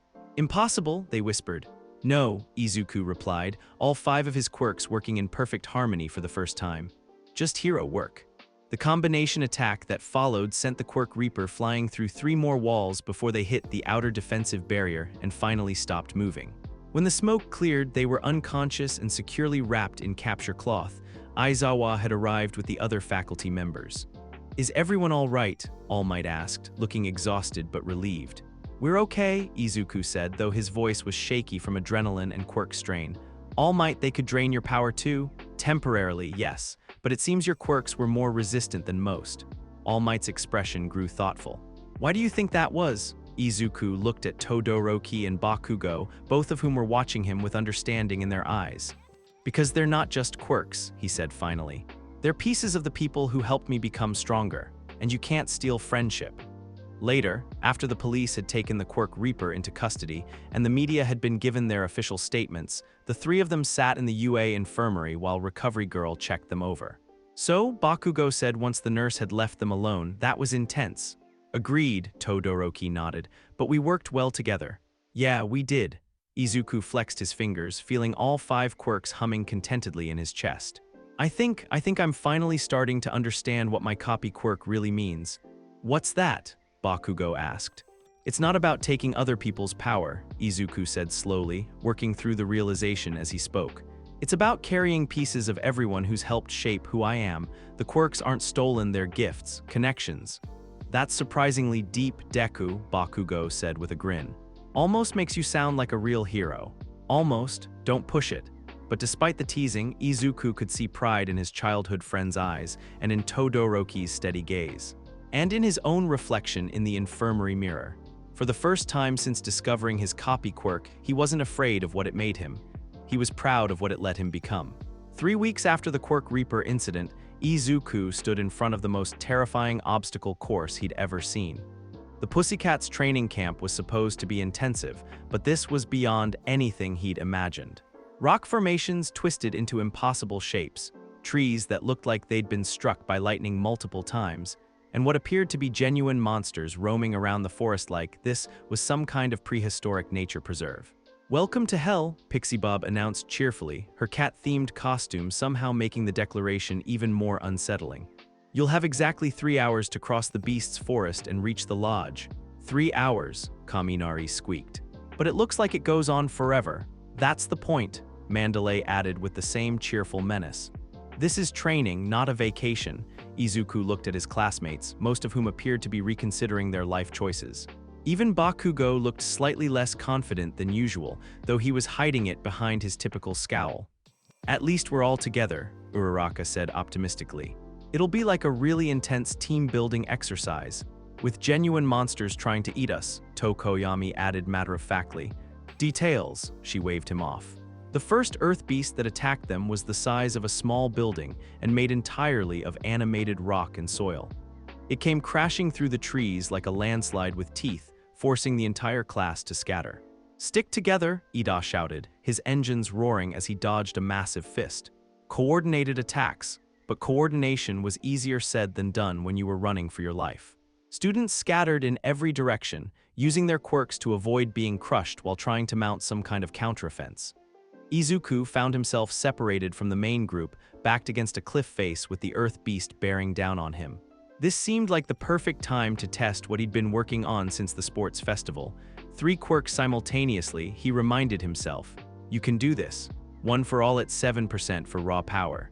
0 gravity to reduce his weight and increase mobility. Half cold, half hot to create tactical advantages. The combination felt more natural than it ever had before. Instead of switching between quirks, he was genuinely using them all at once, floating himself up and over the beast's attacks while striking with ice-enhanced punches that carried the full force of 1 for all.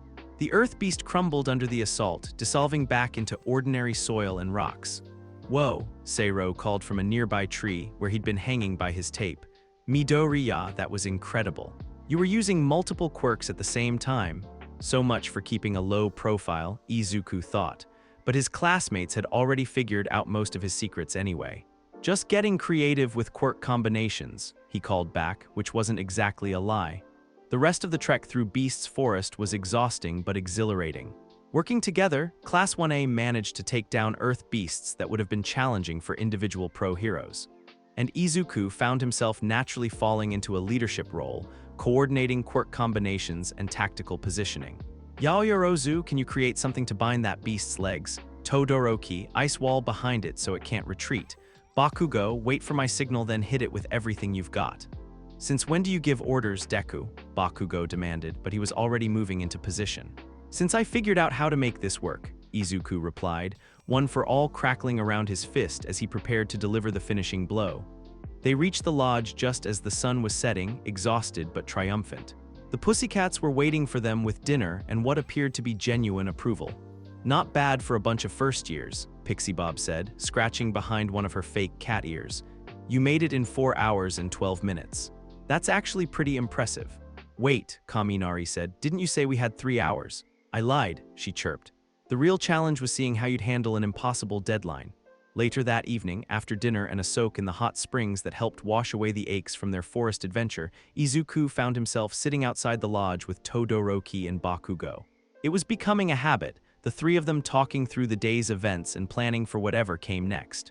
"Your quirk control is improving," Todoroki observed, ice crystals forming around his fingertips as he practiced his own precision work. "Using 3 abilities simultaneously without strain, that's not easy." "Thanks, I've been working on it since the sports festival." Izuku flexed his hand, feeling 1 for all, 0 gravity, and half cold, half hot all humming contentedly in his system. "It's like they want to work together now instead of fighting for space." "That's because you stopped thinking of them as separate powers," Bakugo said, small explosions popping around his palms. "They're all part of you now."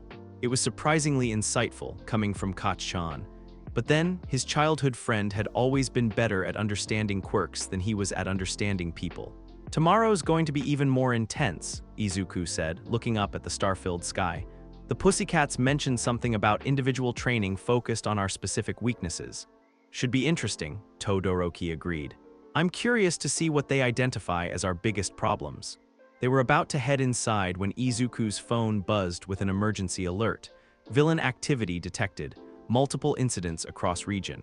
All hero agencies on high alert." "That's weird," Bakugo frowned, reading his own phone. "Why would they send emergency alerts to students?"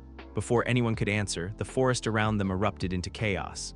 Trees began falling in the distance, crashing to the ground with sounds like thunder. Smoke rose from multiple locations, and the air filled with the acrid smell of something burning that definitely wasn't wood. "That's not part of the training," Todoroki said, ice already forming around his hands. "No kidding," Bakugo snarled, explosions crackling to life. "Someone's attacking the camp." The lodge behind them suddenly lit up as emergency lighting activated. Through the windows, they could see the Pussycats moving with professional urgency, their playful demeanor replaced by the sharp focus of experienced heroes responding to a real threat. "Students," Mandalay's voice echoed from the building's announcement system. "We are under attack by an unknown number of villains. Do not engage. I repeat, do not engage. Find somewhere safe and wait for," the announcement cut off abruptly. "Well," Izuku said, one for all sparking to life around him, "that's not good." Before they could discuss strategy, figures began emerging from the tree line. Not earth beasts this time, real people in dark clothing, moving with the coordinated precision of a military unit. And at their head, impossible as it seemed, was a figure in a familiar dark cloak. "Quirk Reaper," Bakugo breathed. "But they were captured, League of Villains," one of the attacking figures shouted, and Izuku realized his mistake. Not the Quirk Reaper, someone else in similar clothing. "We're here for the boy with multiple quirks." Of course they are, Izuku thought with resignation. Apparently being famous for having unusual abilities came with certain downsides. "Forget what Mandalay said," he told Todoroki and Bakugo as more villains poured out of the forest. "We're not running." "Damn right we're not," Bakugo agreed, his usual bloodthirsty grin spreading across his face. "Agreed," Todoroki said, fire beginning to dance around his left side. "But we should coordinate with the others." They were interrupted by an explosion from the lodge behind them. Through the smoke, Izuku could see students pouring out of the building, some running for safety, others already engaging villains who'd somehow gotten inside. "There," one of the cloaked figures pointed directly at Izuku. "The copy quirk user, take him alive." Copy quirk user, they knew exactly what his ability was. This wasn't a random attack, it was a targeted kidnapping attempt. "They want me specifically," Izuku realized. "Which means the rest of you could get hurt just by being near me." "Like hell we're leaving you alone," Bakugo snarled. "Besides," Todoroki added with the faintest hint of a smile, "where's the fun in running away?" The battle that followed was unlike anything from their previous encounters. These weren't random thugs or monsters driven by instinct. They were trained villains with specific objectives and the skills to achieve them. But Class 1A had been training together for months now, and they'd learned to coordinate their abilities in ways that turned individual quirks into something much more powerful. "Kirishima, tank that guy with the laser quirk." "Yaoyorozu, create barriers to funnel them into kill zones." "Kaminari, wait for my signal then light up everything between the barriers." Izuku found himself naturally taking point, using his multiple quirks to control the battlefield while directing his classmates' efforts. It felt right in a way that surprised him, like this was what he'd been training for all along. But the villains were adapting too, and they had a specific strategy. "Separate the copy user from his support," the lead figure shouted. "Use the gas." Purple smoke began billowing from canisters thrown throughout the battlefield. Not harmful, but thick enough to obscure vision and make coordination impossible. Izuku felt his classmates' presence fade as the smoke enveloped everything. Voices became distant and confused, and he realized with growing alarm that this was exactly what the villains had been planning. Isolate him. Take him down while he couldn't coordinate with his team. "Dark Shadow," he called out mentally. "Can you see through this smoke?" "Vision is limited," his copied quirk replied, "but we can sense movement." 3 hostiles approaching from different directions. "Then let's even the odds." Dark Shadow erupted from his body, taking a more aggressive form than usual as it lashed out at the approaching figures.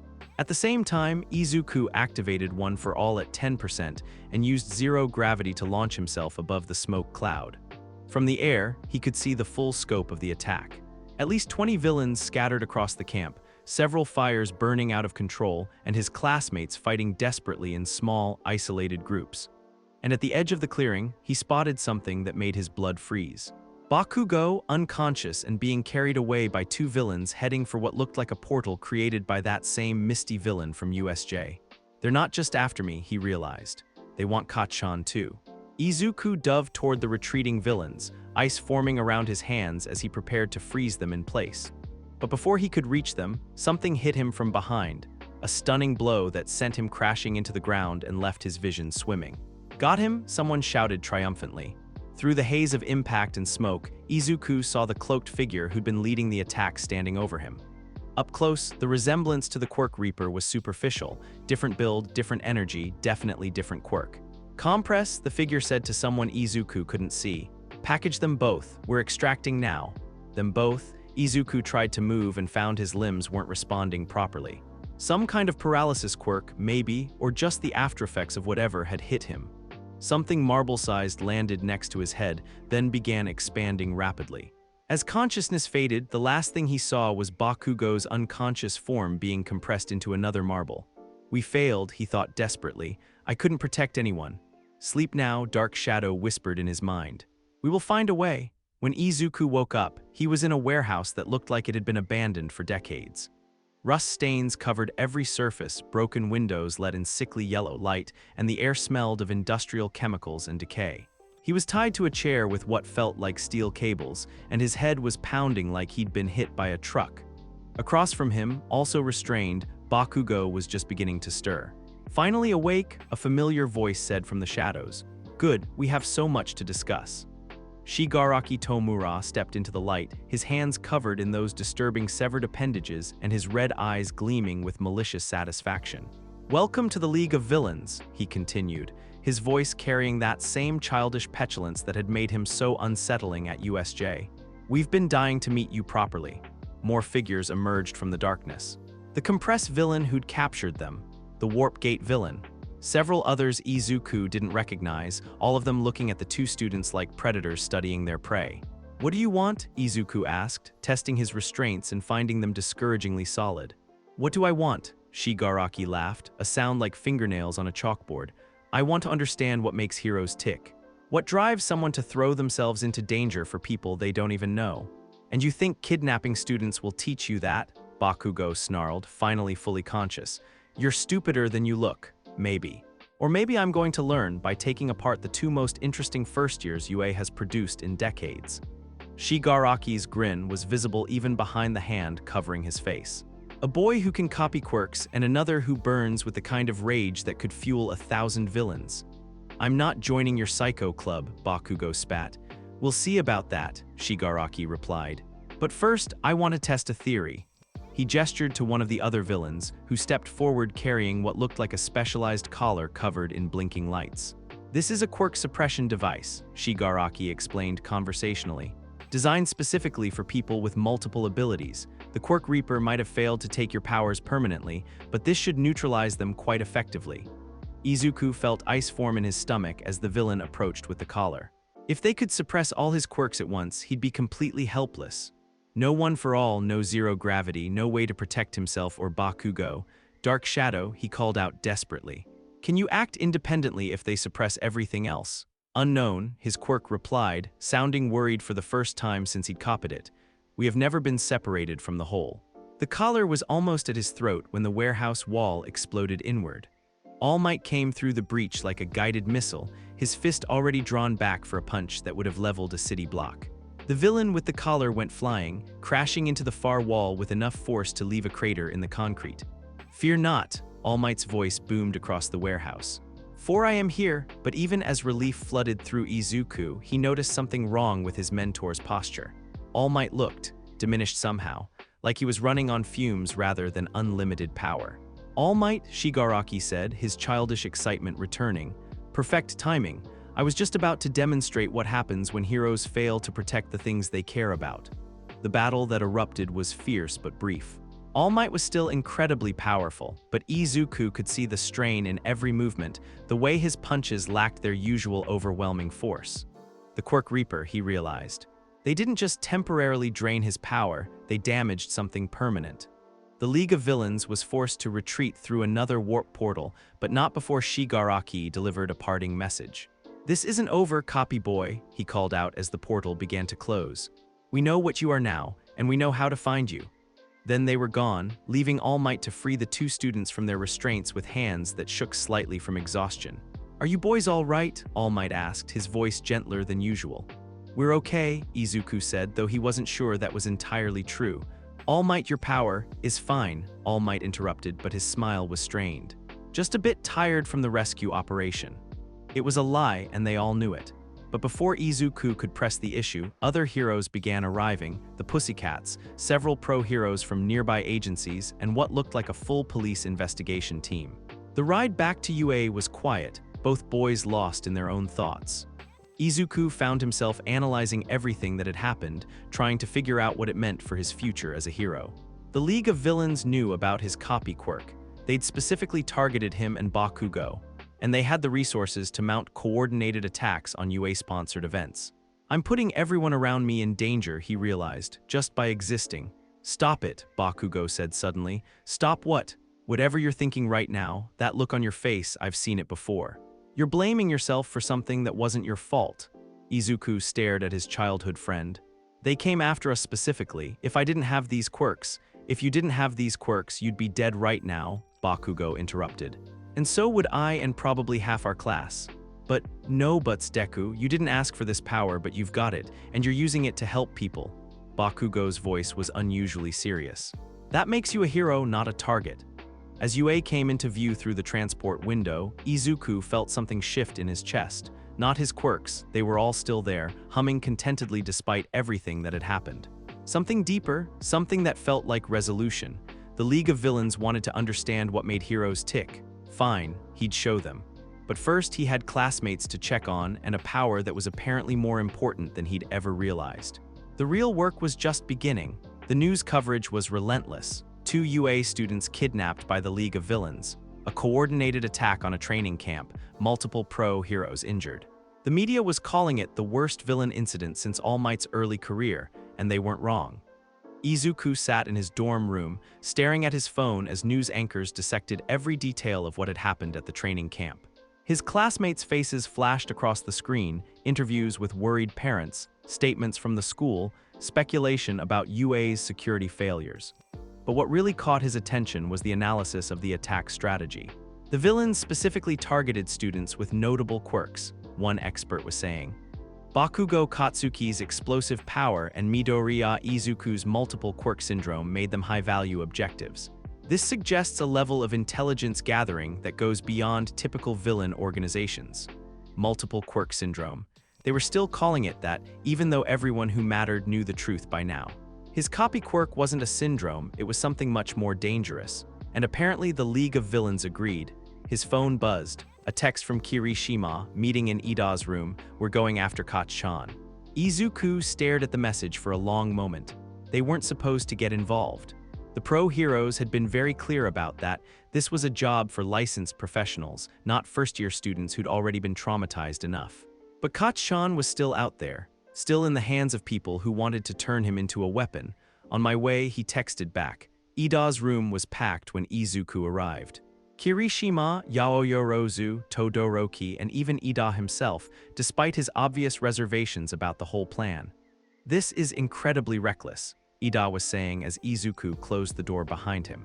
We're students, not professional heroes. We could make the situation worse. The situation is already as bad as it can get, Kirishima replied, his usual cheerful demeanor replaced by grim determination. Bakugo's been captured by the same people who attacked USJ. Who knows what they're doing to him? The pro heroes are handling it, Ida insisted. We have to trust the system. The system failed, Todoroki said quietly. Twice now, first at USJ, then at the training camp. Maybe it's time to admit that sometimes students have to step up. Yaoyorozu looked up from the tablet she'd been studying. I've been analyzing the League's previous attack patterns. They always have multiple escape routes, but they tend to use the same types of locations, abandoned buildings, industrial districts, places where they can control access. You found them? Izuku asked. I found 3 likely locations within the area they were last seen. One of them is an abandoned warehouse district in Kamino Ward. Izuku felt something cold settle in his stomach. Kamino Ward. That's bad news, Todoroki finished. Lots of civilian population, multiple escape routes, and far enough from UA that response times would be delayed. So we go there, Kirishima said with the kind of determined optimism that had made him one of Izuku's closest friends. We find Bakugo, we get him out, and we leave the actual fighting to the pros. And if we run into the League of Villains? Ida asked. The room went quiet, because that was the question none of them wanted to answer. These weren't the random thugs from USJ, these were organized criminals with specific goals and the power to achieve them. Then we improvise, Izuku said finally. But we can't just sit here while Kacchan is in danger. 3 hours later, they were standing on a rooftop in Kamino Ward, looking down at what had to be the most ominous warehouse complex Izuku had ever seen. Broken windows, rusted metal siding, and a general atmosphere that screamed definitely where villains would hide kidnapped students. There, Yaoyorozu pointed to a building near the center of the complex. Thermal imaging shows multiple heat signatures in that structure, including what might be two smaller figures. That's got to be them, Kirishima said. How do we get in without being detected? Izuku studied the layout, his analytical mind automatically cataloging entrance points, sight lines, and potential complications. We need a distraction, something to draw attention away from wherever they're keeping Kacchan. I could create some kind of explosive device, Yaoyorozu offered. Set it off at the opposite end of the complex. Too dangerous. We don't know who else might be in the area. Izuku paused, then looked at Todoroki. What about ice? Could you create fog thick enough to obscure vision? Easily. But that would affect us too, not if we have a guide. Izuku felt dark shadow stir in his chest. Dark shadow can see through most visual obstructions. If we stay together, we can navigate while they're blinded. It wasn't a perfect plan, but it was better than charging in with no strategy at all. They were about to put the plan into action when the warehouse they'd been watching exploded. Not metaphorically. Literally. The entire building erupted in a column of flame and debris that rose hundreds of feet into the air, shaking the ground and shattering windows for blocks in every direction. What the hell? Kirishima shouted over the sound of falling debris. Through the smoke and chaos, figures began emerging from the destroyed building. Izuku recognized some of them from USJ Shigaraki, the warp villain, others he'd seen in news footage. But there were new faces too, and at the center of them all for one, Todoroki breathed. The man, if he was a man, looked like something out of a nightmare. His face was a mass of scar tissue and machinery, his body wrapped in a dark suit that seemed to absorb light around the edges. But it was his presence that was truly terrifying. Even from this distance, Izuku could feel the weight of his attention like a physical force. "Where's Bakugo?" Yaoyorozu whispered. Izuku scanned the group of villains, looking for any sign of his childhood friend. There, near the back of the group, still restrained but conscious, Kacchan was being dragged along by two League members. There. But they're moving toward what looks like another portal. Before any of them could react, another explosion echoed across the district. This one was different, not destructive, but powerful in a way that made the air itself seem to vibrate. All Might landed in the center of the villain group like a meteor. "I am here," his voice boomed across the district, but even from a distance, Izuku could hear the strain in it. The battle that followed was unlike anything Izuku had ever witnessed. All Might and All for One moved with the kind of speed and power that turned city blocks into collateral damage. Buildings crumbled, streets cracked, and the very air seemed to burn around them. But something was wrong. All Might's movements were sluggish compared to his usual overwhelming force, and All for One seemed to be toying with him rather than fighting seriously. "All Might's in trouble," Todoroki observed, ice beginning to form around his hands. "We have to help," Kirishima said, already activating his hardening quirk. "No," Izuku's voice was firm. "We stick to the plan. Get Kacchan and get out. The pros can handle All for One." But even as he said it, he wasn't sure he believed it. They made it halfway to the villain group before everything went wrong. All for One's attention suddenly shifted away from All Might and fixed directly on their position. Those terrible eyes seemed to look right through the intervening buildings and lock onto Izuku specifically. Fascinating, All for One's voice carried impossible distances, reaching them clearly despite the chaos of battle. "The boy with the copy quirk, I was wondering when you'd appear." Izuku felt ice form in his veins. "He knows about my quirk, he knows I'm here. Young Midoriya." All for One's voice was conversational, almost gentle, which made it infinitely more terrifying. "Would you mind terribly if we had a chat?" Before Izuku could respond, darkness swallowed everything around him. When his vision cleared, he was standing in what appeared to be a pocket dimension, a space that existed between spaces, filled with swirling shadows and impossible geometry. And directly in front of him stood All for One, looking far more interested than threatening. "Relax," All for One said, noticing Izuku's defensive posture. "This is simply a mental projection. Your body is still safely on that rooftop with your friends." "What do you want?" Izuku demanded, one for all crackling to life around him. "To talk. About quirks, about power, about the nature of heroism itself." All for One began to circle him slowly, like a predator studying interesting prey. "Tell me, young Midoriya, how many abilities have you collected so far? I don't collect them, I copy them." "Ah yes, the distinction you're so fond of making. Copy, not steal. Leave the original intact while creating your own version." All for One's ruined face managed something like a smile. It's quite elegant, actually, and far more sophisticated than my own approach. Izuku felt his blood freeze. Your approach, I take quirks, consume them, make them mine completely. The original user is left empty, broken, less than they were before. All for One gestured to the swirling darkness around them. It's effective, but crude. Your method is artistic. I'm nothing like you, aren't you? We both accumulate power that doesn't originally belong to us. We both use that power to shape the world according to our vision. All for One's voice carried a note of genuine curiosity. The only difference is that you tell yourself it's for noble purposes. It is for noble purposes. Is it? Then tell me, how do the people you've copied from feel about your borrowed strength? Have you asked Todoroki's permission to use his ice and fire? Did Uraraka consent to sharing her gravity manipulation? All for One leaned forward slightly. Or do you simply take what you need and justify it later? The questions hit like physical blows because they echoed every doubt, every moment of guilt Izuku had experienced since discovering his quirk. But there was something else in All for One's tone, not just mockery but genuine interest. You want to understand how my quirk works, Izuku realized. Very good. Yes, I'm quite curious about your copy ability. You see, my quirk and yours appear to be opposites. I steal and consume, you copy and preserve.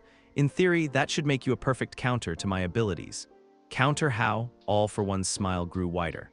Think about it, young Midoriya. What happens when an irresistible force meets an immovable object? What occurs when someone who steals quirks encounters someone who copies them faster than they can be taken? The implication hit Izuku like lightning. You can't steal my copied quirks because they're not really mine, they're connections to other people. Precisely, and connections cannot be severed by force, they must be willingly broken. All for One began to pace in small circles around him. It makes you incredibly dangerous to someone like me, and incredibly valuable. Valuable how? As a successor, of course.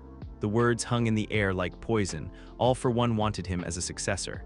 Not as a victim or an enemy, but as someone to carry on his legacy of accumulated power. I would never is a long time, young Midoriya, and circumstances have a way of changing people's perspectives. All for One's tone grew more serious. Tell me, what will you do when All Might can no longer protect you? When the hero society you believe in crumbles under the weight of its own contradictions? When the people you've sworn to save turn against you because they fear what your power represents? That won't happen, won't it? You're already feared by some, resented by others. How long before that fear turns to hatred? How long before copy quirks are classified as inherently villainous? All for One gestured to the swirling darkness around them. I'm offering you an alternative. Join me willingly, and I'll teach you to use your power without guilt, without hesitation, without the burden of other people's judgment. For a moment, just a moment, Izuku found himself considering it. No more guilt about copied quirks. No more worry about accidentally taking someone's power. No more fear of being seen as a villain despite his heroic intentions. Then he thought about Uraraka's smile when she learned he'd copied her quirk, about Todoroki's understanding acceptance, about Kacchan's fierce loyalty despite everything, about All Might's unwavering faith in his potential for heroism. No, he said firmly, I'm not you and I never will be. All for One side, but he didn't seem particularly surprised. I expected as much. You're still too young, too idealistic. But the offer remains open, young Midoriya. When the world shows you its true face, remember that I understand what it means to carry power that others fear. The pocket dimension began to dissolve around them. One last thing, All for One said as the shadows pulled him away. You're one for all, it's not the same as Toshinori's, is it? It's something new, something that grows independently of the original stockpile. Izuku felt his heart stop. How do you? I created one for all, boy. Accidentally, yes, but it came from my quirk originally, and I can sense its energy signature even in copied form. All for One's ruined face managed one last terrible smile. Congratulations, you've evolved beyond what I thought possible. That makes you even more interesting. Reality snapped back into focus with the force of a physical blow. Izuku found himself back on the rooftop with his classmates, but everything had changed. The battle between All Might and All for One was reaching its climax, both combatants pushing themselves beyond their limits. And in the distance, he could see pro-heroes converging on the league's position. Midoriya, Kirishima grabbed his arm. Where did you go? You just vanished for a second. I'm fine, he said, though he definitely wasn't. Did you see what happened to Bakugo? The pros got him, Yaoyorozu reported, relief evident in her voice. Edshot and Kamui Woods managed the extraction while All Might kept All for One busy. Relief flooded through Izuku, followed immediately by renewed concern as he watched the battle below. All Might was giving everything he had, but it was clear that everything wasn't what it used to be. This is his last fight, Izuku realized. After this, he won't have One for All anymore. The thought should have been terrifying, but instead he felt a strange sense of readiness. His copied One for All hummed in his chest, independent and self-sustaining. Not a replacement for the original, but something new. Something that could carry on the symbol of peace's legacy in its own way. The final exchange happened too quickly to follow with the naked eye. All Might's fist met All for One's attack in a collision that lit up the entire district. When the light faded, All for One was gone, not dead, but unconscious and being loaded into a specialized transport by hero agencies. All Might stood alone in the center of the destruction, and even from this distance, Izuku could see the change in his posture. The larger-than-life presence was gone, replaced by something smaller but somehow more real. Toshinori Yagi, the man behind the symbol. By the time they made it down to street level, the immediate crisis was over. The League of Villains had retreated through their portals, All for One was in custody, and Bakugo was being checked over by paramedics while aggressively insisting he was fine. All Might Toshinori was sitting on a chunk of rubble, looking exhausted but strangely peaceful. "Young Midoriya," he said as Izuku approached. "I felt it during the fight. You're One for All responding to mine. You're retiring, aren't you?" "Yes, this was my last hurrah as the symbol of peace." Toshinori's smile was smaller than his All Might grin, but infinitely more genuine. "But yours is just beginning. I don't know if I'm ready for that responsibility. No one ever is, but that's not what makes someone a hero." Toshinori stood up slowly, his movements careful but determined. What makes someone a hero is the willingness to carry that responsibility anyway. As they walked away from the destruction of Kamino Ward, Izuku felt the weight of what had happened settling on his shoulders. All for One knew about his quirk now, knew that he represented a potential threat to everything the villain had built. And worse, All for One seemed to think that corruption was inevitable, that eventually Izuku would choose power over principle. "He's wrong," Izuku told himself firmly. "I'll prove him wrong." But deep down, a small voice whispered that proving it might be the hardest thing he'd ever attempted, especially now that he was carrying the hopes of the symbol of peace along with everything else. The real test was just beginning. The Provisional Hero License exam was being held at Takoba National Stadium, and the atmosphere was electric with nervous energy. Students from hero schools across Japan milled around the massive facility, sizing each other up and trying to look more confident than they felt.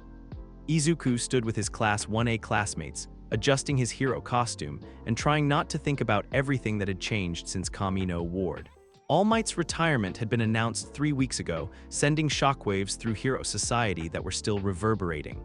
The media was calling it the end of an era, and they weren't wrong. But more importantly for Izuku, it meant he was now carrying the only active version of One for All in existence. Not the full legacy that had ended with Toshinori, but something new. Something that was entirely his responsibility. No pressure at all. "You look nervous," Uraraka observed, bouncing on her feet with her usual enthusiasm. "But you're going to do great. Your quirk combinations are amazing." Quirk combinations. That's what they were calling it now, a more polite way of acknowledging that he had multiple abilities without getting into the specifics of how he'd acquired them. The media had mostly stopped using the term multiple quirk syndrome, after several quirk rights advocates pointed out that it sounded more like a medical condition than a natural variation. "Thanks," he said, trying to smile. "I just hope I don't mess anything up." "You won't," Todoroki said from beside him, ice crystals forming absently around his fingertips. "You've been training harder than anyone since the summer camp. Your control is better than ever." It was true. The past month had been intensive training, working with the remaining UA faculty to master seamless quirk integration. He could now use 3 abilities simultaneously without strain, and he'd been experimenting with 4 quirk combinations during private sessions. But today wasn't just about proving his abilities to the licensing committee. It was about proving something to himself. "Attention examinees," a voice boomed across the stadium. "The first phase of your provisional license exam will begin shortly." Mira Yokumuro, the exam proctor, looked like he hadn't slept in weeks. Which, given that he was responsible for evaluating hundreds of potential heroes, was probably accurate.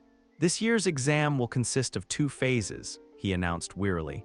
Phase 1 is a battle elimination round. You'll be given 3 targets to place on your body and 6 balls to eliminate other examinees.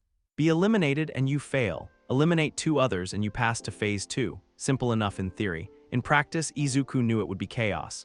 However, Mira continued, and his tone suggested this was where things got complicated. This year we have special observers evaluating specific participants of interest. Izuku felt his stomach drop. Special observers evaluating participants of interest. That almost certainly meant him. Phase 2 will test your rescue and emergency response capabilities in a simulated disaster scenario.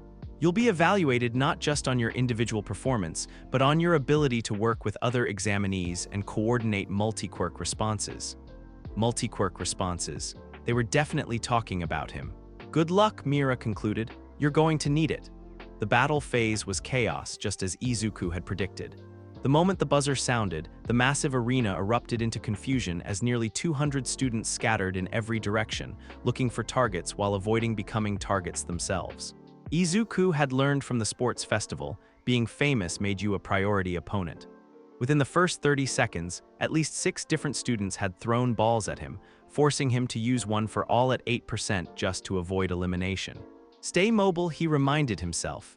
Use the terrain, don't rely on just one quirk. He spotted a group of 3 students from another school working together to corner a girl with a mushroom-based quirk.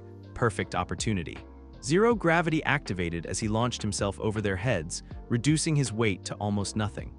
At the peak of his arc, he switched to half-cold, half-hot, creating ice walls that separated the coordinated team while simultaneously providing cover for the girl they'd been targeting. Thanks, she called out, immediately using her freed mobility to retreat to a better position. One of the separated students, a boy with some kind of stretching quirk, tried to grab Izuku out of the air. Bad choice. Dark shadow erupted from his body in its most aggressive form, batting the grasping arm away while Izuku landed and tagged the boy with one of his elimination balls. One down, he muttered, already scanning for his next target. The stretchy boy's teammates were regrouping, but they looked significantly less confident now that they'd seen what they were dealing with. Multiple quirks used in seamless combination, tactical thinking, and the kind of mobility that made him nearly impossible to pin down. "It's the copy quirk kid from UA," one of them shouted. "Focus, fire," so much for subtle. More balls started flying his way from multiple directions as other students realized who he was. Apparently his reputation had preceded him, and not in a good way. Time to change the game.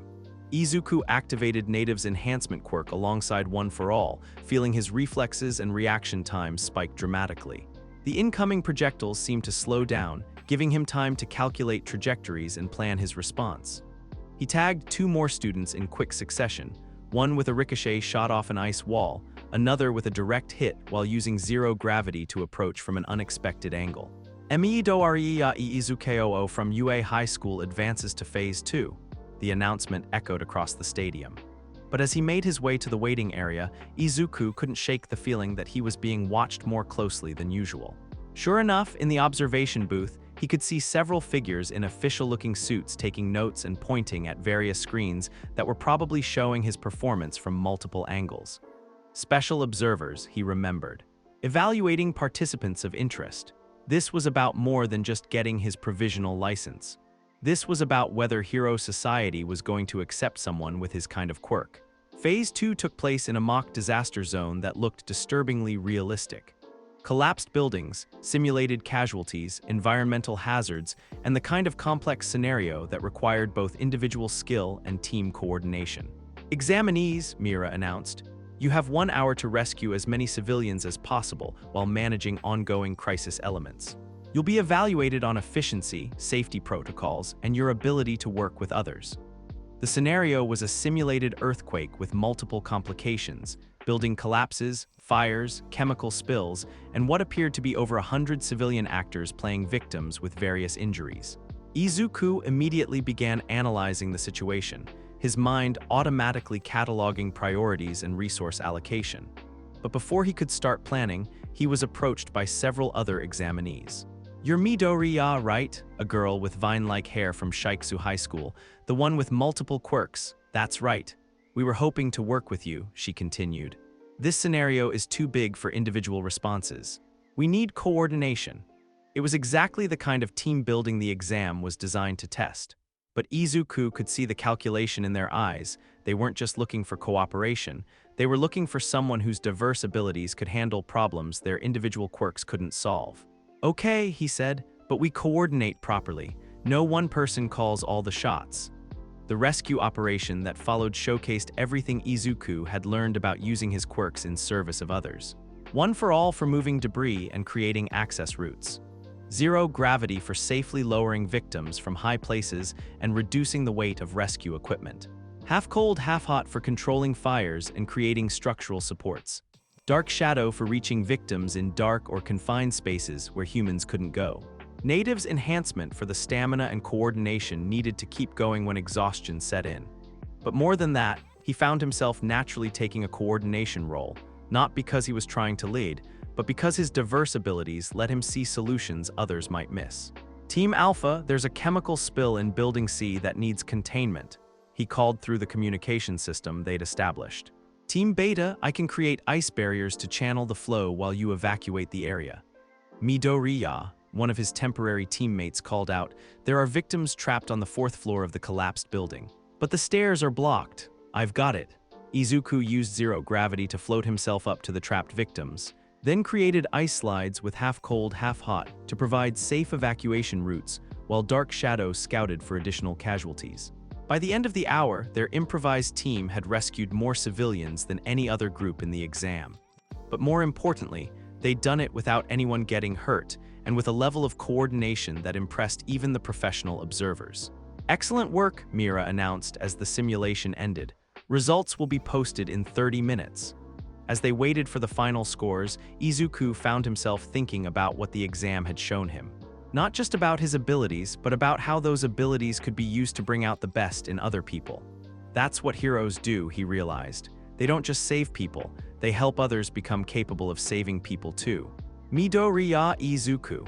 He looked up to find one of the special observers approaching, a middle-aged woman in an official Hero Public Safety Commission uniform. I'm Agent Sato, she said, extending a hand. Could we have a word? This was it. The conversation he'd been dreading since discovering his quirk. They walked to a quiet corner of the facility, away from the other examinees and their nervous chatter about test results. Your performance today was remarkable, Agent Sato began. Multiple quirks used in perfect harmony, natural leadership abilities, and a clear dedication to helping others. Thank you.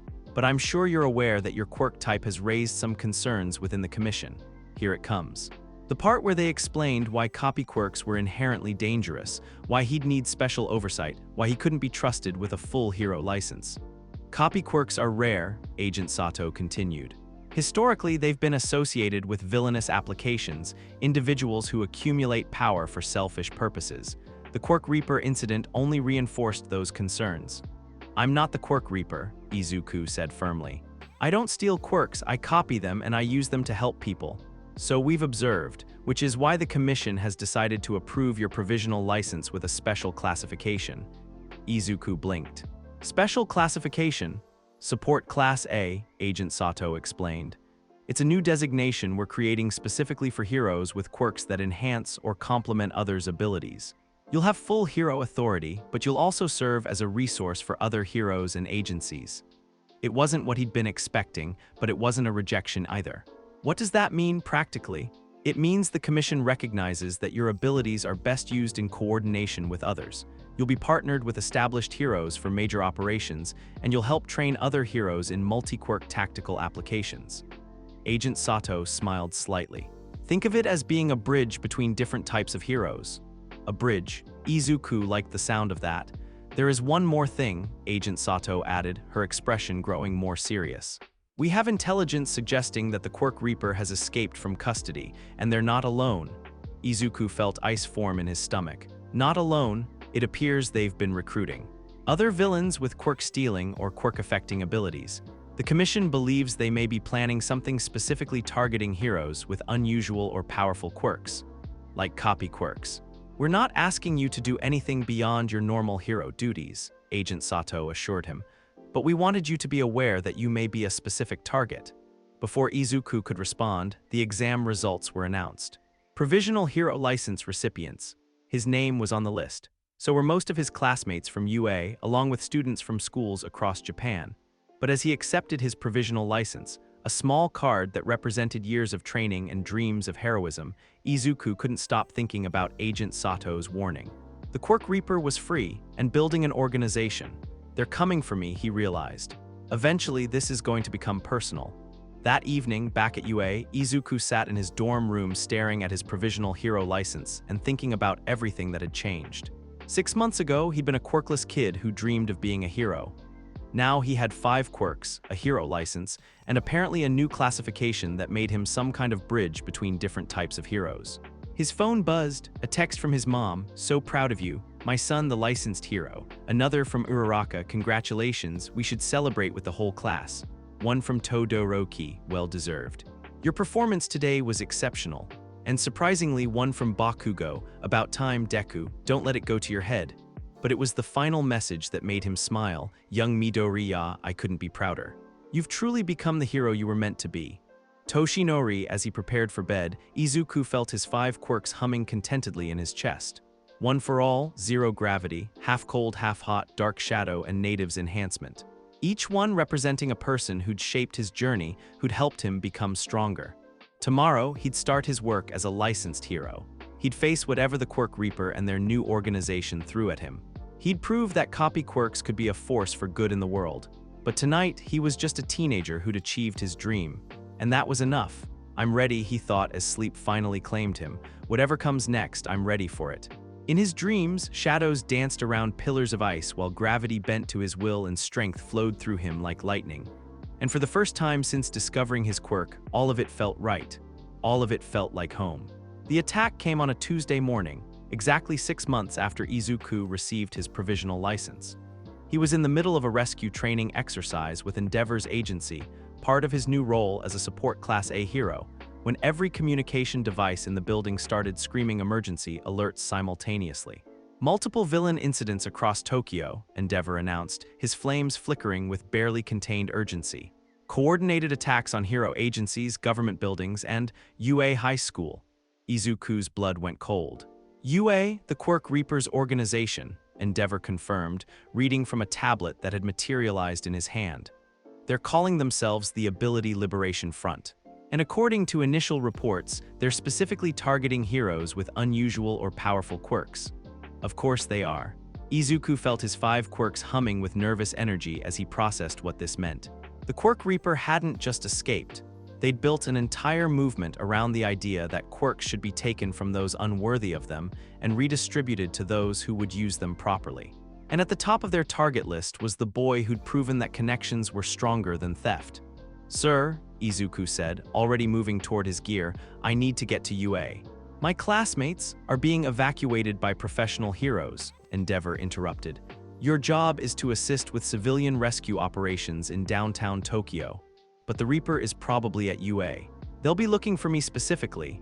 Endeavor's flames dimmed slightly, and for the first time since Izuku had started working with him, the number 2 hero looked almost paternal. "Which is exactly why you're not going there," Endeavor said firmly. "I've seen what obsession with power can do to people. I won't let you throw your life away for revenge." "It's not about revenge," Izuku protested. "It's about protecting people I care about." "Then protect the civilians who need you right now," Endeavor replied. "That's what heroes do." But as they raced through Tokyo's streets toward the first incident site, Izuku couldn't shake the feeling that this was exactly what the Quirk Reaper wanted, to separate him from his support network, isolate him, make him vulnerable. Well, he thought grimly, they're about to learn that I'm not as easy to isolate as they think. The downtown attack was unlike anything Izuku had encountered before. Instead of random destruction, the Ability Liberation Front had set up what appeared to be processing stations, organized points where they were systematically draining quirks from captured civilians and redistributing them to their own members. "It's like a quirk harvesting operation," the local pro-hero Wash, a bubble-based hero, explained as they surveyed the scene. "They're not just stealing abilities randomly. They have a system." Izuku studied the setup, his analytical mind automatically cataloging the tactical situation. "They're prioritizing useful quirks and discarding others. But that means they have limited storage capacity. There's a bottleneck in their process. Can we exploit that? Maybe, but first we need to stop them from processing any more civilians." What followed was the most complex coordinated rescue operation Izuku had ever been part of. Instead of charging in with overwhelming force, they used precision strikes, Izuku's diverse abilities allowing him to create openings while Wash and the other responding heroes evacuated victims. One for all for breaking through their defenses. Zero gravity to safely extract civilians from dangerous positions. Half cold, half hot to control the battlefield and limit the villain's mobility. Dark shadow to scout and strike from unexpected angles. Natives enhancement to maintain the pace needed for large-scale rescue work. But as they worked, Izuku began to notice something strange. His quirks weren't just working in harmony, they were actively supporting each other in ways that went beyond normal integration. When he used zero gravity, he could feel half cold, half hot adjusting to compensate for temperature changes. When Dark Shadow extended beyond its normal range, One for All was automatically regulating his energy output to support the extended manifestation. They're not just copied anymore, he realized. They're evolving. Becoming something new. The revelation was interrupted by an explosion from the center of the processing operation. Through the smoke and debris, a familiar figure emerged. Not the Quirk Reaper, someone else entirely. A woman in military-style gear whose body seemed to flicker between different appearances as various stolen quirks activated around her. "Deku," she called out, her voice carrying multiple tones as different vocal quirks layered over each other. "The copy hero, we've been waiting for you. Who are you?" Izuku demanded, positioning himself between the villain and the evacuation routes. "I'm Echo," she replied, her form solidifying into something resembling a human shape. "The Reaper's first lieutenant, and the proof that stolen power is superior to borrowed strength." She attacked without warning, moving with the speed of multiple enhancement quirks while launching attacks that combined fire, ice, and what looked like compressed air. It was like fighting 5 different heroes at once. But Izuku had been training for exactly this scenario. Instead of trying to match her raw power, he focused on coordination and precision. Zero gravity to disrupt her footing. Ice walls to channel her attacks. Dark shadow to provide additional strike vectors. One for all to deliver decisive blows when openings appeared. The battle raged across the processing site, both combatants using their multiple abilities in ways that turned the urban environment into an ever-shifting tactical puzzle. But Echo had a crucial advantage. She wasn't holding back. Every quirk she used was pushed to its absolute limit, with no concern for the original users who'd been left empty by her theft. "You're weak," she snarled, launching another combination attack. "All that power and you use it with kid gloves. You could be a god, but you choose to be a glorified rescue worker."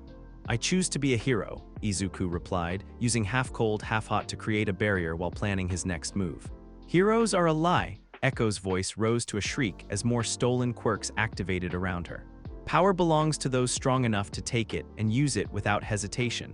That's when Izuku finally understood what was wrong with the Ability Liberation Front's philosophy. They saw quirks as tools to be possessed, weapons to be hoarded. They didn't understand that true strength came from connection, not collection. Time to show them the difference.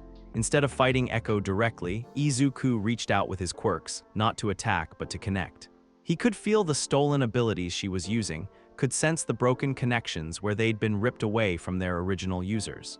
And for the first time since discovering his copy quirk, he tried to do something he'd never attempted before. He tried to share. The sensation was unlike anything he'd ever experienced. Instead of copying Echo's stolen quirks, he began pushing copies of his own abilities outward, toward the pro-heroes fighting nearby, toward the civilians they were evacuating, toward anyone who needed strength in that moment. Wash suddenly found himself able to create ice-reinforced bubble barriers.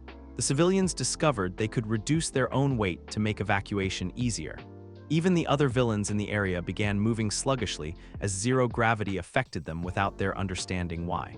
"What are you doing?" Echo demanded, her attacks becoming increasingly erratic as her stolen quirks began to resonate with Izuku's shared abilities.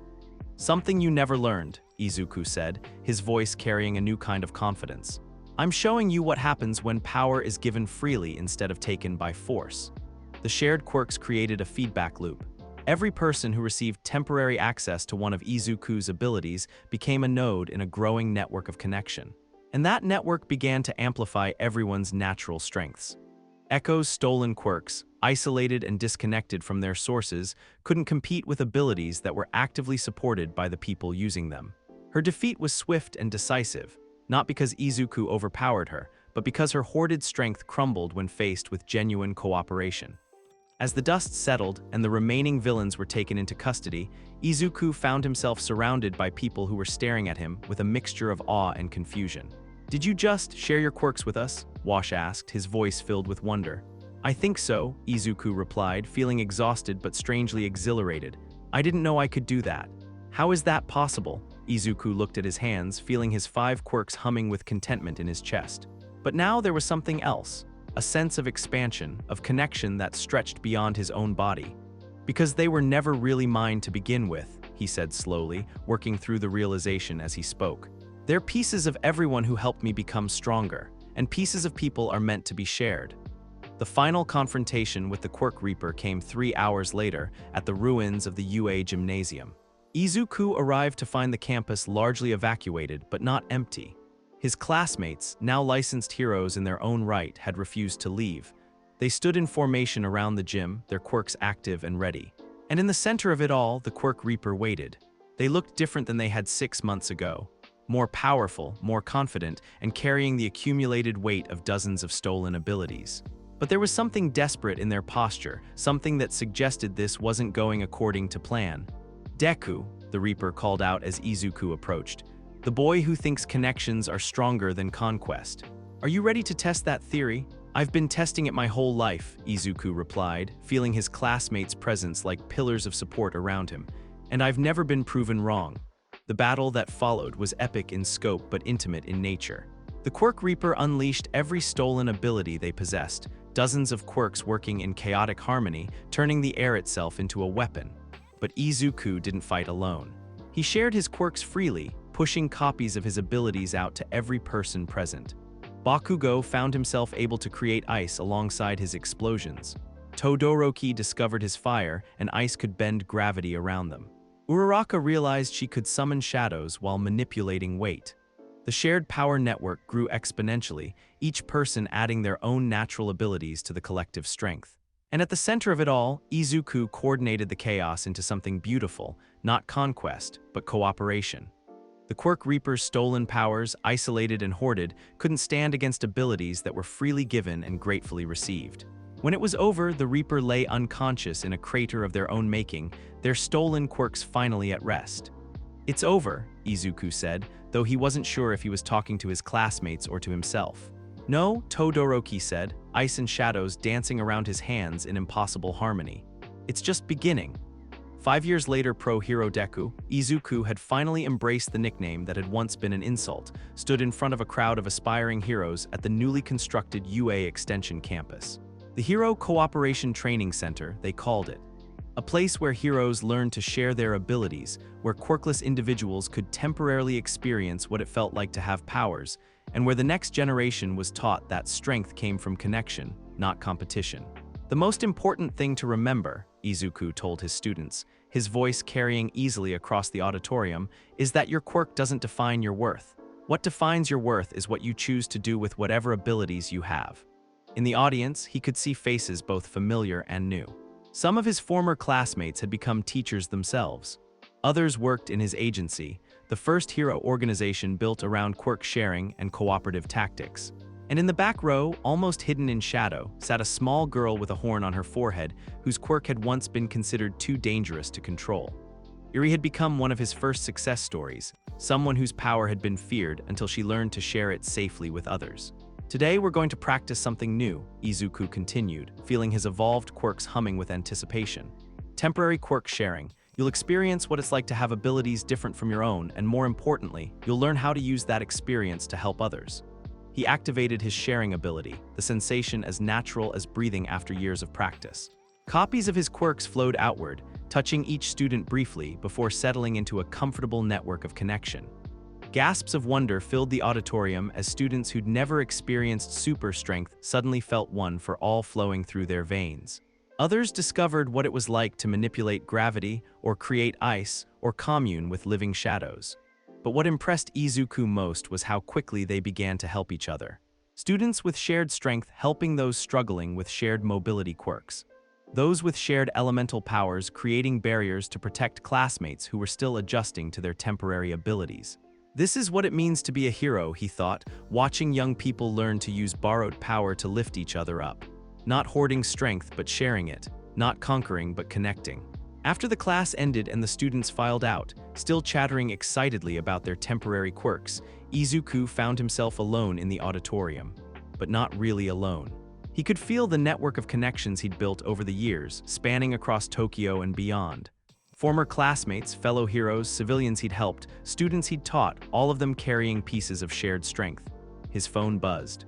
A message from his mom: "Saw your interview on the news. So proud of what you've built." Another from All Might Toshinori: "The symbol of peace lives on in ways I never imagined. You've exceeded every hope I had for you." One from Bakugo: "Stop getting all emotional in your interviews, Deku. You're making the rest of us look bad." And finally, one from a number he didn't recognize: "Thank you. My daughter is quirkless, but after visiting your center, she believes she can still be a hero. You've given her hope." Izuku smiled, feeling the weight and warmth of every connection in his network. 5 years ago, he'd been terrified that his copy quirk made him a thief, someone who stole what didn't belong to him. Now he understood the truth. He wasn't a thief, he was a bridge. A living connection between people who needed each other's strength. His copy quirk had never been about taking. It had always been about carrying. Carrying pieces of everyone who'd helped shape him, everyone who'd trusted him with their power, everyone who'd believed in his potential for heroism. And now, finally, he was worthy of that trust. Deku, the copy hero, the name that had once embarrassed him now filled him with pride, not because of the power it represented, but because of the connections it signified. As he walked out of the auditorium and into the evening light, Izuku felt his quirks humming contentedly in his chest. One for all, zero gravity, half cold, half hot, dark shadow, native's enhancement, and dozens of others he'd accumulated over the years through accidental contact and deliberate sharing. Each one was a story. Each one was a person who'd helped him become stronger. Each one was a reminder that true heroes didn't stand alone, they stood together, lifting each other up, sharing their strength so that everyone could reach heights they'd never achieve on their own. The copy hero walked into the sunset, carrying the hopes and dreams of everyone who'd ever believed that connection was stronger than conquest. And somewhere in the city behind him, a new generation of heroes was learning that the greatest power of all was the willingness to share what you had with those who needed it most. This is how the world changes, Izuku thought as he headed home to the apartment he shared with friends who'd become family. One connection at a time, the age of the copy hero had begun, and it was beautiful. Man, what a ride! From scared kid copying quirks by accident to the hero who literally shares power with everyone around him. Deku really went from "am I stealing" to "here, take some of my strength." That character growth hits different. What got you the most? That first quirk copy moment, or maybe when he started sharing abilities with his whole class? Drop your thoughts below. Don't forget to subscribe and tell me what wild scenario you want next. Until then, catch you later.